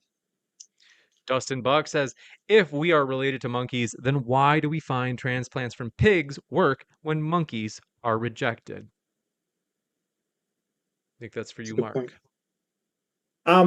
Yeah, it's just to do with the compatibility between organs. I don't see why that's a problem for evolution. We don't usually need monkey. I mean, when you're saying monkey, I think you're talking about like monkeys and not chimpanzees. We don't use chimpanzee organs. We don't usually, kill endangered species in order to do substitutions. Plus, most monkeys are a lot smaller than humans.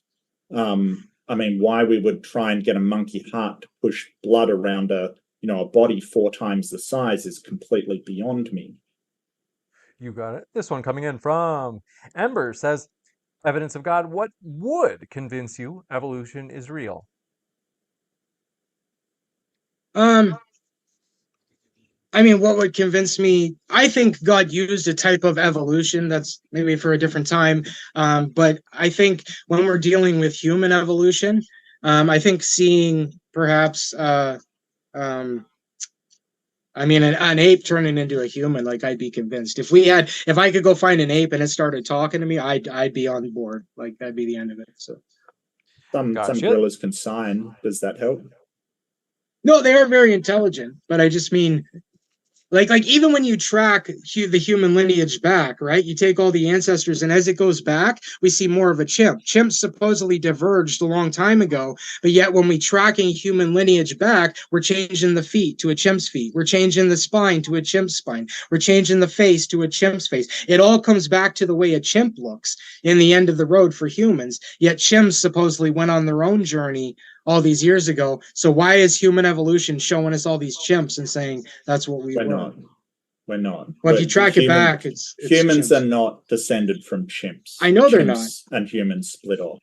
That's what they say, but it doesn't show that in the supposed fossil record. It shows humans tracking back to what a chimp looks like. No. That's not what a chimp looks like. This one coming in from Bitter Truth says, Skeptic, can you provide a scientific evidence that Eve, adult girl, can be born from man, namely Adam's ribs? You beta. Beta. I added the last part. Yeah, no, I mean, I think the whole the red marrow thing is pretty significant. How it was cloned. Obviously, I believe in God, and I believe God intervened and whatever He did to create them and modify the genetics. However He did that, but I think it's very interesting that the rib actually could potentially do what God said it could do, and we've learned that long time later. You got it. Thank you very much. This one coming in from, do appreciate it.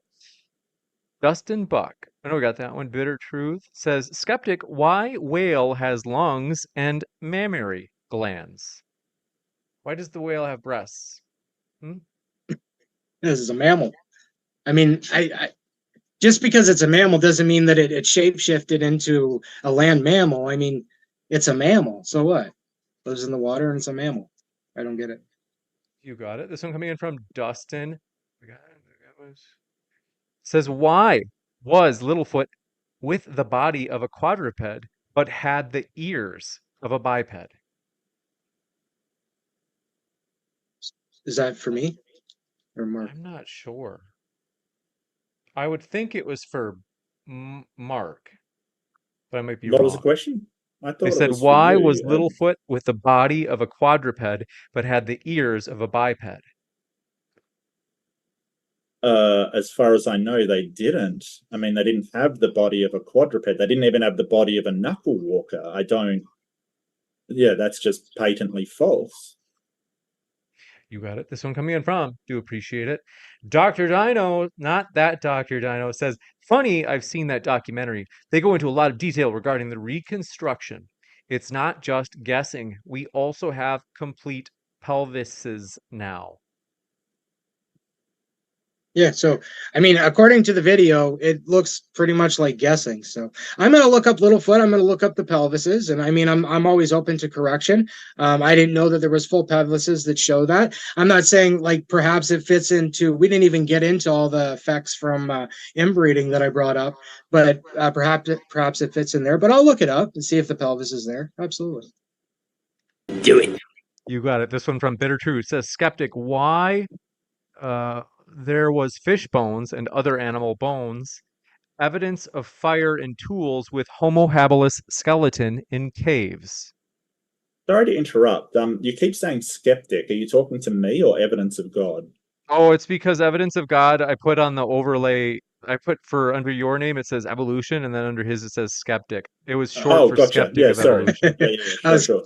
I was confused. No problem. So in Homo habilis, I'm pretty sure that the layer underneath Homo habilis also had tools. So, I mean, if it was Homo habilis that was utilizing these tools, why is it showing up in the layers underneath them as well, right? And yeah, they lived in caves. I mean, a lot of in the Bible talks about Lot when he slept with his daughters. That incest was perpetrated in a cave. I mean, it's interesting. This one from Yadian says, congrats, Dr. Coons. Thanks for your kind words. Says, good job presenting the case for science, Mark. Wow, you have a fan. This one from Joshua Janey says, the fact that you Googled, quote, retrovirus out of place, unquote, rather than, quote, how do retrovirus skip lineages, unquote, shows that the issue is you don't know the first thing about it. Skeptical research.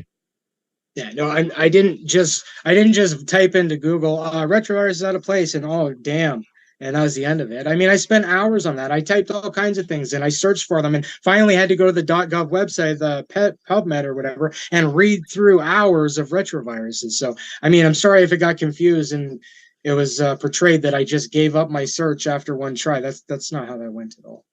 How many hours do you think the researchers did? I mean, it's their career. I'm sure they did a lot of time, but at least they were honest about the retroviruses that they found. I appreciate that. This one from Dr. Dino says, summary of paper sent to Mark. Nice cherry pick. I think they mean that are they saying that evidence of God is cherry picking? Yeah. Okay, I'll give you a chance to respond to evidence of God. I mean, if he's referring to the ERVs, I mean, that's your opinion. I think the ERVs, I understand what's going on there. I'm not discrediting the fact that they believe it's ERVs. I'm using their own research and their honesty to show that the ERVs are not what they're saying that they are consistently. So I'm not saying that ERVs don't show up this way or that they don't believe in it. I'm saying that ERVs out there show a divergence from the common narrative. And with your vast experience of an hour, who could possibly think you got it wrong? Well, the ERVs are there. So I don't know why in 1 hour, 20 minutes, 3 days, it's irrelevant. The ERVs are there and they're out of place. Like, deal with it. This one from Joshua Jamie says, who made the rule that if a universe is complex, there must be a creator? How do you know this isn't just the way a universe is?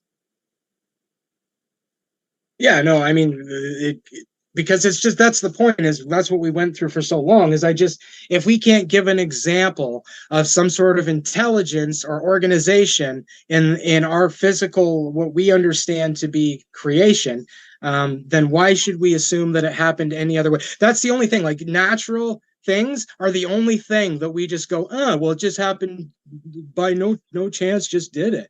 Nothing else in the world would we do that with. You got it.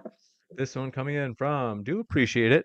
Robin Webster says, when your evidence supports the other side, LOL. I mean, they didn't say who it was for, so I don't know.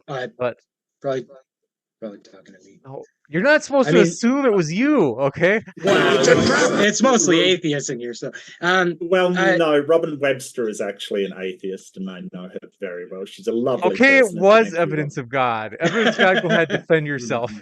I'm sorry, I didn't want Robin's super chat getting hijacked. I'm there for you, Robin.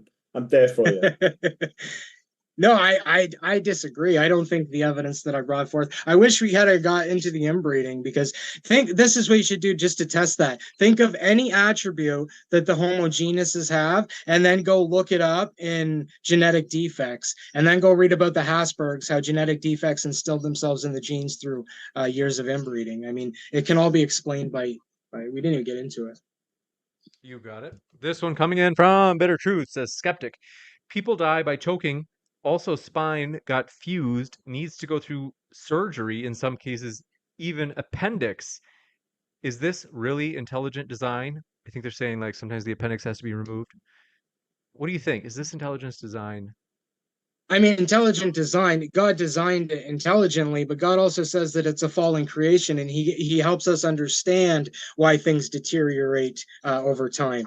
If God in the Bible said it was perfect, my creation's done, it's perfect, you guys are perfect, then you could bring that up and I could be like, yeah, I guess the Bible is wrong. But the Bible doesn't say that it's going to be perfect. It says it's fallen, so it's in line with what we see. Squid. Can I ask a question then? Can I ask a quick question then? Yeah.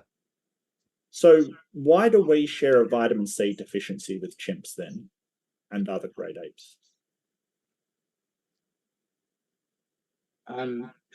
Why do we share a vitamin C deficiency with, or the inability to synthesize it with guinea pigs? But yet there's other creatures out there closer to us in relation that have the ability to synthesize vitamin C. But guinea pigs and fruit bats, we share it with those. Like, why is that? Yep. Just because something's in the lineage, I mean, that doesn't necessarily equate to relation. It's just, it happens. Do you know that it's different sections out of the GLU gene that is missing in guinea pigs, but through the great apes, they're exactly the same? So it shut off. They're the similar anatomies when it shut off, similar oxygen intake systems, and similar ways they breathe. And vitamin C is an antioxidant. But what about the vitamin D? Like, why doesn't everybody have white skin, right? They say that the white skin was so that people could produce vitamin D or whatever. That's why our skin changed. So why doesn't everybody have it? Like, that's the same logic. Why didn't that pass on through the whole lineage? Why doesn't everybody have white skin, right? Because it adapted for vitamin D. Just because something's present or capable in certain things doesn't mean it has to be capable in other things. Otherwise, it's relation. That doesn't make sense. Well, answer that. It's because that people who live in sunnier areas will get too much vitamin D, so they need to have melanin to stop themselves from absorbing too much So sunlight. why don't they Whereas turn white? people in what do you mean? Why? How can a dark person live in Antarctica then? And why don't they turn white? Right? It's the same idea. Like, okay. Let me answer that. If a person with very dark skin goes to one of the northern climates, they will probably need to take vitamin D supplements because they won't get all the vitamin D that they should. Great design. This one coming in from Bitter Truth strikes again. They have it in for you, EOG. They say, skeptic, why female sea turtle rate is getting higher than males? How will you explain that? Mark, elaborate on this, please.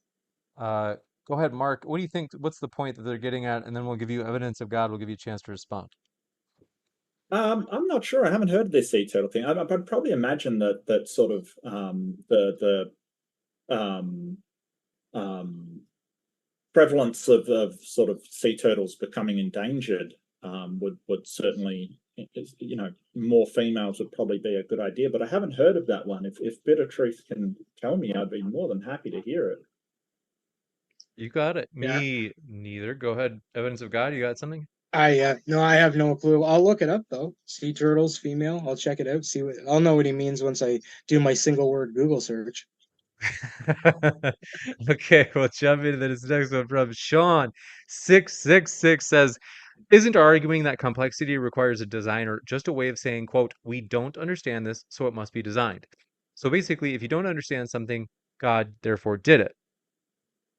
No, that's not. See, and I struggle with this with atheists because they say that complexity and organization doesn't equate to design or intelligence, but it absolutely does. That's my whole argument here is, can you give me an example in the real world aside from the creation that shows intelligent complexity, organization, and information will arise spontaneously from no direction, random chance, or dictated random chance. Like, you can't give that example. So it's not me saying, oh well, it must be God. It's me using the observable evidence. It's actually the opposite side that's saying, oh yeah, well, so what, that's the only way we can conclude this or we can observe this.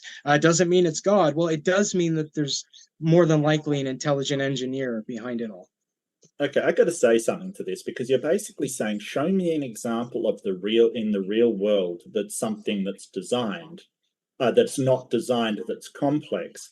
But I'm going to assume that everything in the real world is designed. So you're basically setting it up as a no-win situation. You're setting it up as, it would be like me saying, well, everything is natural. There's, everything, there's absolutely none. But give me an example of something in the real world that was designed by God, as long as the real world is all natural and there is no God. It's because, like, if I'm just looking at the table and all of a sudden a pen appears there, that's basically what the opposition is saying when they look at all the information, complexity, organization, and say, well, even though we only know that these things come to be through an intelligent mind, we're just going to assume that no intelligent mind put that information there. It just showed up. It's the same thing as looking there and waiting for words to show up on a paper. It's nonsensical. No, but you're not getting me. You're basically saying that, show me something complex in the real world. When I do, you say, well, that was designed by God as well. So when I asked you what isn't designed by God in the real world, you said nothing. So that means that anything I bring up, no matter what it is going to be part of not the real world, but the real world is designed. You're loading up the premises and begging the question so that I can't possibly give you anything complex that hasn't been designed by God. And like my example was the reverse, like show me something that's been designed by God in the real world, assuming that the real world has no God. Because you're using it's like God didn't create this pen. I'll admit that. I'll acknowledge that. Right. Humans did it, right? So I want to see something that humans are capable that happens like you guys say that the creation happens. And the only way you can show me this example is by invoking the creation. I'm not asking you to invoke the creation. I'm asking you to give me an example in the physical world. Show me something humans design that just shows up there, because that's what you're saying basically when you say information and organization, complexity, the most sophisticated code in the history of humanity that we just barely tapped into. Because you said, show me something that humans designed that just shows up in the natural world. Exactly, because that's what you're saying when you look at the creation. But the natural world, by definition, is not human designed. Human design is artificial by definition. Again, you're setting up a premises that cannot, like, you're setting up this idea that, like, show me a married bachelor. You know exactly what I mean, though, Mark. You're using the word games because you know that you can't show me what I'm asking. No. So you're using the word games. No, you said natural, and that's games. not. No, I'm saying I've made it very clear. You're using a fallacy, and you're basically setting it up so there is no way to actually give you what you're asking for, because the criteria that you're asking for excludes anything that I can point to. Because you've already admitted that there is nothing that I can point to anywhere, not just in the real world, but anywhere in existence that you think isn't based upon your God. And that is begging the question. No. That's I just fallacy. Said this pen. God didn't create the pen. I just made this so abundantly clear, right? You're pointing to the creation, and you're saying that doesn't have to be created. All that information that's far more complex than this pen just showed up by chance, and it doesn't need an intelligence. So but this pen needs an intelligence. No. But you're assuming that all of the natural things requires intelligence. That's the thing. We see no evidence of intelligence behind weather. We see no evidence of intelligence behind all of these complex chemical structures that form. We see no evidence of intelligence behind evolution at all. But you're sort of saying because humans require intelligence to design complex things, then everything. Guess what? Humans design simple things as well. There's no, and simplicity is the hallmark of design, not complexity. We try to design things as simply as possible. Now, if that pen had sort of, bits and pieces coming off of it that have no use and just a remnants of where it used to be a pencil, then maybe you would have a point, but you don't. And the whole idea that everything in the world is designed by a God. So you have to point to something that's not designed by God, not designed by humans, but everything is either designed by God or humans. It's begging the question. It is a fallacy, and you are absolutely setting it up. So you're trying to make it so, well, you can't answer. Because no, the reason you can't answer is because it's not observable, and you know that. There's nothing observable in I won't say natural, in the physical world from humanity that can conclude what we conclude about the natural world. And even like fine-tuning, when you're talking about the atmosphere, why doesn't every planet have an atmosphere, right? Because fine-tuning has been so precise that everything fit together perfectly, organized and complex, fit together perfectly to give us an atmosphere that then went on to give us our own weather conditions, right? That's why Mars doesn't have weather. Like there's all these different planets that are just useless. They don't have all the weather factors that we have. They don't have capability of producing life. They don't have all these things that are required in such a precise way in order to create this. It's the appearance of organization and design. Even Richard Dawkins calls it the appearance of design, because it is in our world. What we understand, things like that don't just show up. So when we look at the natural world, but that's like saying water is the mirage is the appearance of water, and this is what we mean by look at the maple leaves. Like just because something looks like something doesn't make it so. I made this very clear. We can look at a mirage and say, hey, it looks like water. It's not water. And just because something has the appearance of something doesn't mean it is that thing. And there's a lot of evidence as to why it is not designed, and some of the chat brought them up. There's other examples. There's the recurrent laryngeal nerve. There's problems with our appendix, as they brought up. There's problems with our spine. There's atavisms. There's all these things which show that it wasn't designed. Yeah, but so like that's the thing that the atheists say, like, look at the trees. But when creationists say, like, look at the trees or look at the leaf, right? We don't mean look at the tree. How can you not think that's created? What we're saying is when you zoom into that tree and you see that every single cell in that tree is packed with more information and organization and complexity, and it gives the appearance of design. That's what we're saying is the appearance. That's why we're saying, look at the tree. We're not saying, oh, wow, that tree must be designed. We're saying when you zoom into that tree, how can you deny?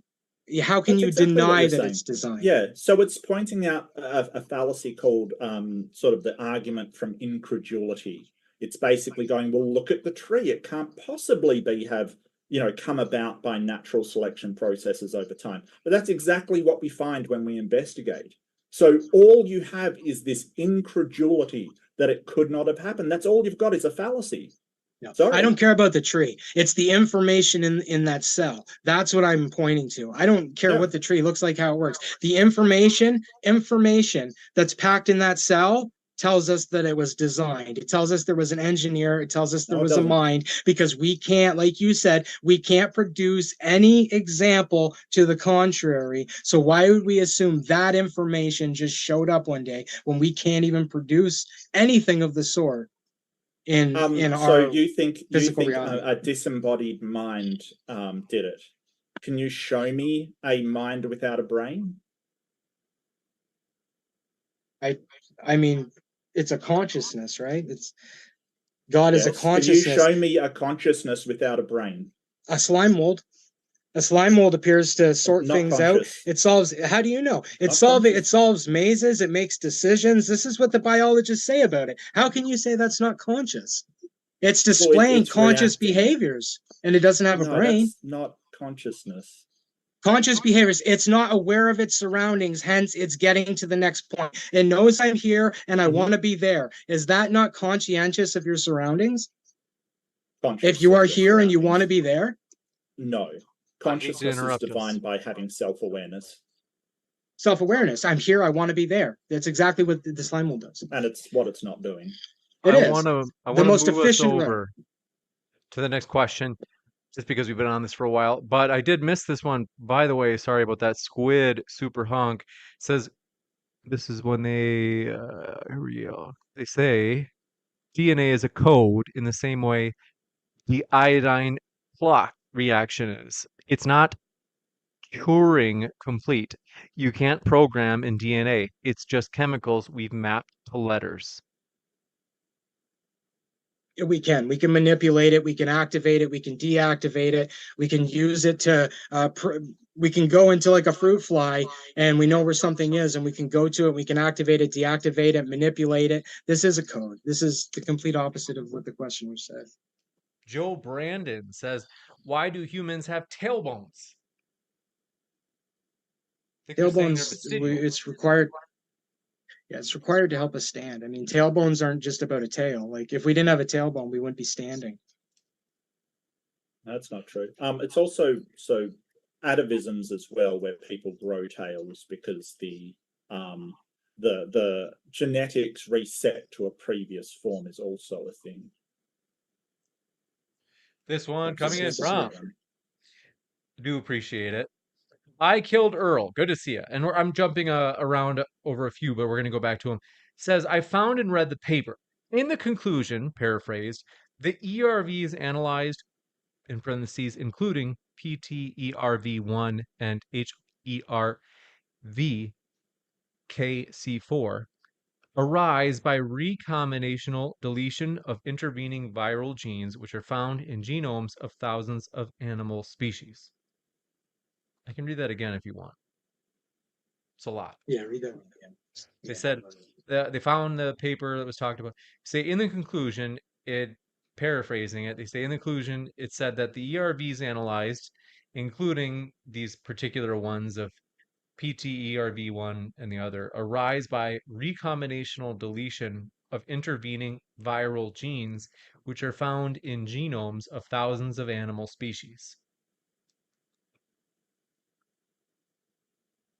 Okay, so they're giving an example or their best reason as to why these things are showing up in such a way that they are, right? That's my conclusion from it. They're not going to admit that there's a problem with this. It goes against their narrative. So they're going to try to figure out ways that they can explain these things, and I'm sure they've done great at it. But it still doesn't change the fact that the ERVs in this what I presented are in such a way that is the opposite of what is being taught that ERV should be behaving. Right. That's the point.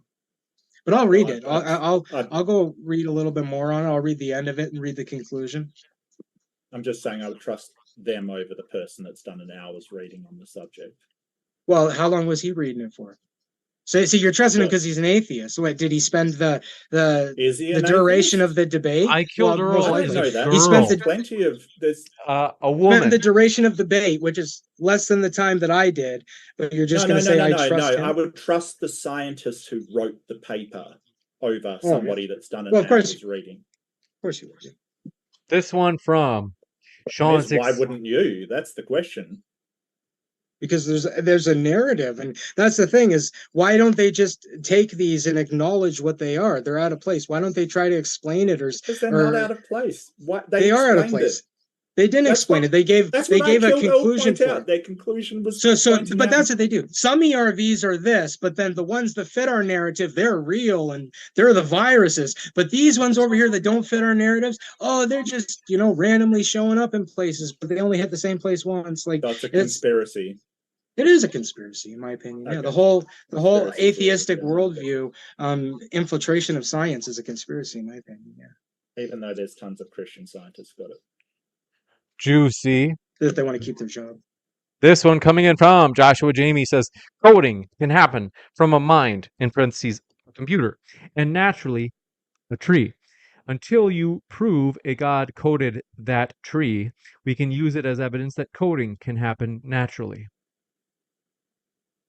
Yeah, you just said it, right? Coding can happen, the internet or a computer. Yeah, but an intelligent put that coding in. A computer is never going to just show up and code itself, right? Someone has to write these programs and code these computers. Then the computer will go on to do what it's designed to do. And that's what we observe in the natural world. Things being coded and then doing what they're designed to do. It's the only examples we have are intelligence behind it. This one coming in from, do appreciate it, Sean 666 says, if God is real, why haven't we physically seen a God create one single thing? Well, I mean, that's subjective. Like we've seen God. There's billions of people through history that claim that they've seen God working in their life or healing people or whatever. So it depends on what you mean when you say that. And God explains that he created the world, he created the universe, he created everything in it. So, I mean, if you're looking at it from that aspect, that's the point, is if you can't give examples as to how the natural world shows apparent design through its information complexity and apparent design, like Richard Dawkins puts it, or illusion of design, if you can't establish or show that in our physical reality, then that is telling us that something designed the natural world, and we call it God. Religious people attribute it to God. You got it. This one coming in from Joshua Jamie says, EOG, until you prove a tree is designed by a God, we can use... Oh, we got that one. Sean 666 says, isn't Earth's many flaws clear evidence that the idea of a, quote, intelligent designer is just delusional nonsense? Okay, fair enough. That's your opinion. I mean, I think that's the thing when people say that. I think he said that the Earth is. Did you say the Earth was a bad design or something? Is that what I got from that? Maybe basically, well, with not in those exact words. The point. Yeah, so I hear that all the time. Like even with Mark today, he's talking about the eye, right? And everybody says that it's so. But that's the thing, like to create, like the eye is so complex and beautiful and well designed. The fact that there's ailments to it doesn't take away from how beautiful it is. It's like if you get a brand new motorcycle and, you know, something breaks in it. Are you going to be like, well, you know, that's not a good motorcycle? No, you're going to go fix it and move on. There's things that happen in physical creations, and we don't just dismiss it like, oh, well, that must not have been designed because the muffler broke, right? Like it's nonsensical in my opinion. Well, because I was brought up, I'll sort of clarify that I didn't actually mention ailments of the eye. I'm talking about the physical way the eye is wired, like it's wired backwards. So there's got to be a spot for the nerve fibers to go from the retina. So it actually goes through and creates a blind spot right under our eye because we can't see there. It's in actual fact, the octopus eye is way superior and has better wiring. As part of convergent evolution, it evolved differently and is vastly superior to us and does not have the blind spot that humans have. Yeah, and eagle eyes as well. There's lots of examples of eyes that are more productive than humans, but I mean, no, the Bible doesn't say that humans have the best eyes. So I'm fine Well, with human having eyes that aren't as good as an octopus. It's just interesting that you sort of claim everything that works well as evidence of design, but Like what? dismiss. Well, you're sort of saying it's very complex and it's amazing what our eyes do, and it's amazing what this does, and it's amazing what that does. Sure, but all of the flaws with it, you just take as, well, that doesn't matter. Like, no, I take why it. is that not evidence against design? Because I'm not saying that at all. I'm saying that because the Bible clearly states that we're a fallen design. It doesn't say we're perfect. I said that before in the debate. If the Bible says you're done, you're perfect, you know, you're just fantastic, you're never going to die, and everything on you is just brilliantly done and it's over, you never have to worry again, then yeah, I would say, well, there's a problem with the eye. But the Bible doesn't teach that at all. And when I'm talking about complexity in design, I'll take the good with the bad. What I'm saying about that is that gives the clear appearance of a creator or an intelligence from what we can observe in the reality that we live in. Whereas an eye having flaws, the eye is still so complex and designed and has information in every cell, and it's a brilliant design, really. The only reason we say it's not brilliant is because we want to disprove God. Otherwise, we all know that the eye is absolutely genius, right? I don't care what the Bible says at all. I don't care. But I think that when you're making the argument that all of this good design means it's designed by a creator, then obviously, you know, where things are inefficient and lacking any kind of design purpose, you have to wonder why it was designed in a way that is detrimental. This one coming in from, we appreciate it. Joshua Jamie says, consciousness is not making decisions. It is your awareness of you making those decisions. You repeatedly get basic terms wrong. Oh my goodness, EOG, they're coming at you. Yeah, so that's what I said about the slime mold is if a slime mold is here and it wants to be there, and the best way that it can get there, it knows to sort out the most efficient route.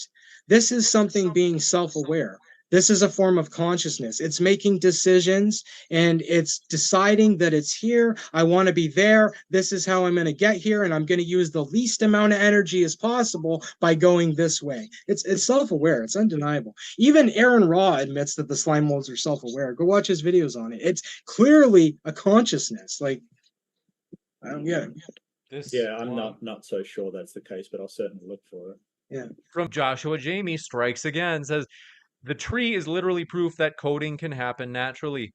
Until you prove the tree was designed, it will forever be an example of natural coding. Natural coding, exactly, coding. Until you can prove that a code doesn't need a coder, then I'm fine with that. But you even said the trigger word or the whatever word in your question. You said until you prove that the code in the tree was designed. Well, yeah, the code. Until you can prove that a code just shows up out of nowhere, then once you can do that, then I'll buy it and I'll say, yeah, you know, maybe the tree wasn't designed. Like, I'll be honest. So I think we should all be honest in our conclusions. Yeah, it's not like computer code though. It works more like an instruction set than a computer code. You do know that, don't you? Sure, it's still information that can be manipulated, addressed.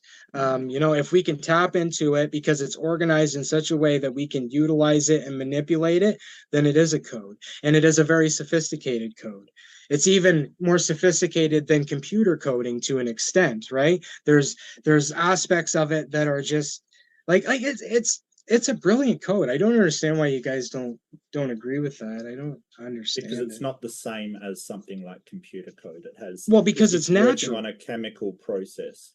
Well, it's working Yeah. on a chemical process. It's not like somebody said, it's not Turing complete. So it is not sort of the way a computer passes information through to it. It is simply a natural reaction to the chemicals that go down. And sometimes these chemicals have problems, like under certain circumstances, uracil will stick to uracil. It's not supposed to be how it works, but that is what happens. Because it is a chemical process and not something like a computer code. Okay, fair enough. It's still a chemical code. It's still chemicals. It's still being coded through the chemical reactions, right? It can still be manipulated, even though whatever it's made of and whatever makes it up and whatever runs the operating system is irrelevant because it's still displaying the traits of a sophisticated code, irregardless, no matter which way you look at it. But under that definition, I could say the pulses from a pulsar is conveying information to us, so it's code. I'm sorry, I didn't catch that. The what from a what? The pulses from a pulsar, like the rate at which it flashes light and the strength of the light and what color it is and what wavelength it's on. Under your definition, that would be a code as well. Sure, I agree with you. Could you ever get Morse code from a random light in the sky? If you saw Morse code blinking at you from across the sea, would you think, oh, the sun must be acting weird tonight? Or would you think somebody's over there? That's why they created Morse code, to identify I'm here, right? That's what it's all about. It's an identification because it's intelligence manipulating the light. Right? DNA isn't Morse code. No, see, you know exactly what I mean. You're just contorting it. You were the one that was talking about the lights. This one coming in from Joshua Jamie strikes again. They're coming after you, OEOG. They want to fight. They said, you need to prove the coding of the tree was designed. You don't get to claim the code was designed just because it's a code. You need to prove that all these codes were designed. Yeah. So that's the thing. We observe the code. We observe the information packed into this cell. In every single cell, a sophisticated code that can be manipulated and interacted with because it's a sophisticated code. We see that in the cells of the tree. That is only explained in our physical world through interactions from an intelligence. Therefore, the one saying that there is no intelligence required to create something that in the observable reality only is created by an intelligence, the burden of proof would be on the one making the claim, which is not me, because I'm just following the observable evidence that a code is made by a coder. You guys are the ones that are saying, no, a code doesn't have to be created by a coder, but you don't have an example. So the burden of the proof is on the one that's denying the evidence, not the one that's following it. No, evidence of God, that is not how that works. It's the positive claim that has the burden of proof. So if you're claiming that the code was designed by God, you're making the positive claim. I'm saying prove it. Because you're making the positive claim that we don't need a coder to create a code. Give me an example of that, other than invoking the natural law. Give me an example of that. Because I'm on the side of observable evidence. You're the one that's making a claim that codes don't need a coder. So why is the burden of, whether it's God or not, maybe it's not God, maybe it's Allah, maybe it's the Hindu God, who knows, right? But the point is I'm saying that it's observable evidence a code makes a coder, or a coder makes a What coder. I'm saying is chemical processes don't need a coder, is what I'm saying. But it is a code, though. You're saying that a code doesn't need a coder. That's yes, what but your definition of code includes natural processes, which we know don't need a coder. Like, can you interact with it and manipulate it and read it? Well, sure, we can read it. Okay, it's a code, man. That's what a code is by definition. Okay, there you go. Then we have examples of code being produced with no coder, because we don't need a coder for a pulsar. This one coming from. Sorry. Bitter, Go ahead. Go ahead. Sorry. bitter truth says, hey, skeptic, vestigial is an evidence of evolution. Disprove it. I mean, it depends what you mean by. They said that the appendix was vestigial. Like that's the thing. They're always saying something's vestigial, right? They say that the whale, the points that a whale uses to breed is vestigial. So it's a subjective. You say everything's vestigial. Like prove it, right? Just because they say something is vestigial means nothing to me. They all have productive uses, and like the appendix, they said it's vestigial, it's useless, and then we find out that it's very important. And there's lots of examples of these vestigials through history that we learn are very important. Same with the tailbone; it's not vestigial. Well, I just looked it up. I was absolutely right. We need it for balance. We need it to sit down. It's a vital component to our ability to stand as bipedal humans. It's necessary. The tailbone is not vestigial. You can't prove that there was a tail there because we need it. It's part of our anatomy that's a necessity for us to walk. So vestigials are subjective, right? Like, I don't know, that's my opinion on it. You got it. Let me leave this last one. This one came from earlier, way earlier. Tommy Boy 65 says, this question is for evidence of God. Without accepting the fact of evolution, how do you propose we make effective medicines and vaccines?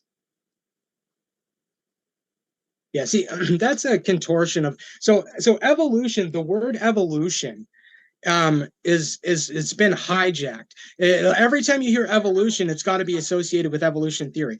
Like viruses and bacteria and all those things, they evolve in the sense that they mutate and they adapt to their surroundings. Nobody's saying that these things don't mutate and adapt to their surroundings. This is how God instilled the genetic coding to behave this way, right?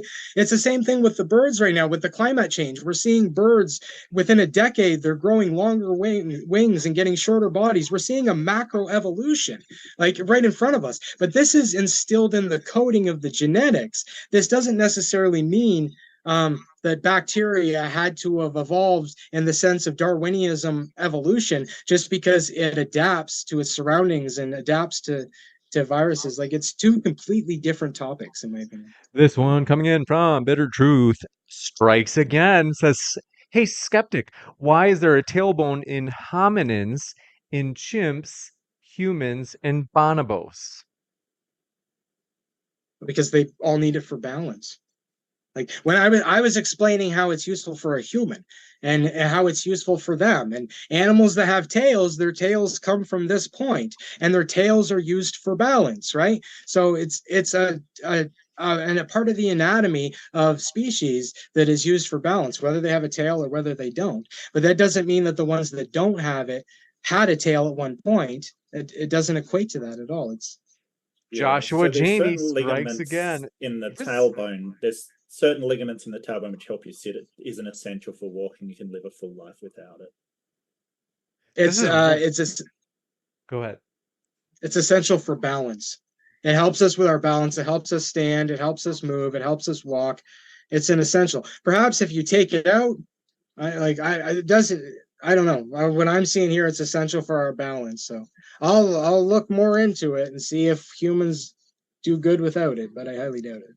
This one from, they're just rapid fire here. Joshua Jamie says, the example of a code being naturally occurring is the tree. Until you prove the tree code was made by a coder, then it's an example of a natural code. The natural code. It's an example of a natural code, right? Like that's the thing is we're using the words that describe something that we can only observe to be created, and we're using these terms like code, right? And it's the blueprints of life, it's information. Like these are all words that we're using to describe these things, but then when it comes time to look at reality and say, well, can a code come about by its own? The only time you can point to anything is to point to the natural world, and that's what we're discussing. So give me observable evidence in reality, and then I'll agree with you about the natural, because we're differing on that point. This one from Sean 666 says, evidence of God, I don't like you.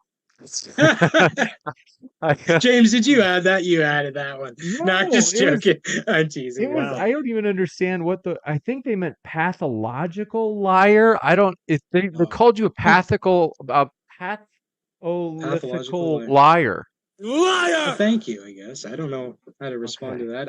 I honestly believe what I'm saying. If it comes off like I'm lying, I truly believe in God and I truly Well, believe what I'm arguing. So I gotta say, I don't think you're lying. I just think yeah, you're wrong. That's all. But I don't think exactly. he's lying. I like But I I do that. think you've believe it. listened. Well, I think you've listened to sort of AIG in a lot of places that do I don't not go to make AIG. good I don't. arguments. I don't. I've honestly Creation Ministry International, maybe. don't listen to any Something. of them. Okay. Is I don't. I AIG honestly a don't. form of artificial intelligence? AI like No, the unfortunately not. no, just teasing. There's no intelligence involved in AIG. Oh my gosh, Mark. Just throwing But shade at AIG. we love I'm trying to think. Have we had anybody from AI G? We'd love to if they'd like to come Ooh, on. I'm trying to think. I don't think we have. I'm surprised we haven't. I don't think so. McClatchy's from there. Is McQueen from there? I think you've had McQueen on once. Isn't No, McQueen not from even McClatchy is. McClatchy is like kind of a critic, because he's intelligent right? design, but he's not AIG, because he's not Oh, gotcha. like a Okay. creationist of any type. I don't think we ever have. Which is I'm just kind of like, wow, that's weird. I'm Yeah, it's surprised we weird. have. This Reach out. one, go ahead. Oh, sorry. I was just saying you guys should reach out. See, maybe they'll come up.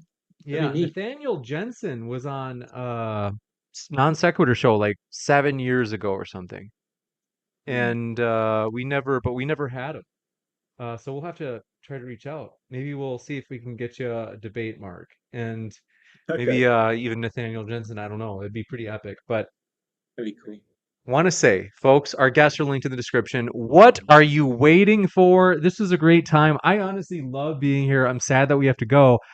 It's always sad when we have to wrap up. But I do want to say we appreciate our guests. Check out their links in the description. What are you waiting for, folks? There's an after show on Mark's channel. Want to say thanks everybody for being with us. Thanks most of all, Mark and EOG. It's been a true pleasure to have you with us. Thank you, James. Thank you so much. Stick around. Bye. I'll be back in just a moment, folks. For just a few minutes, I'm going to do a quick post-credit scene, update you on new debates coming up. So stick around. I'll be back in just a moment.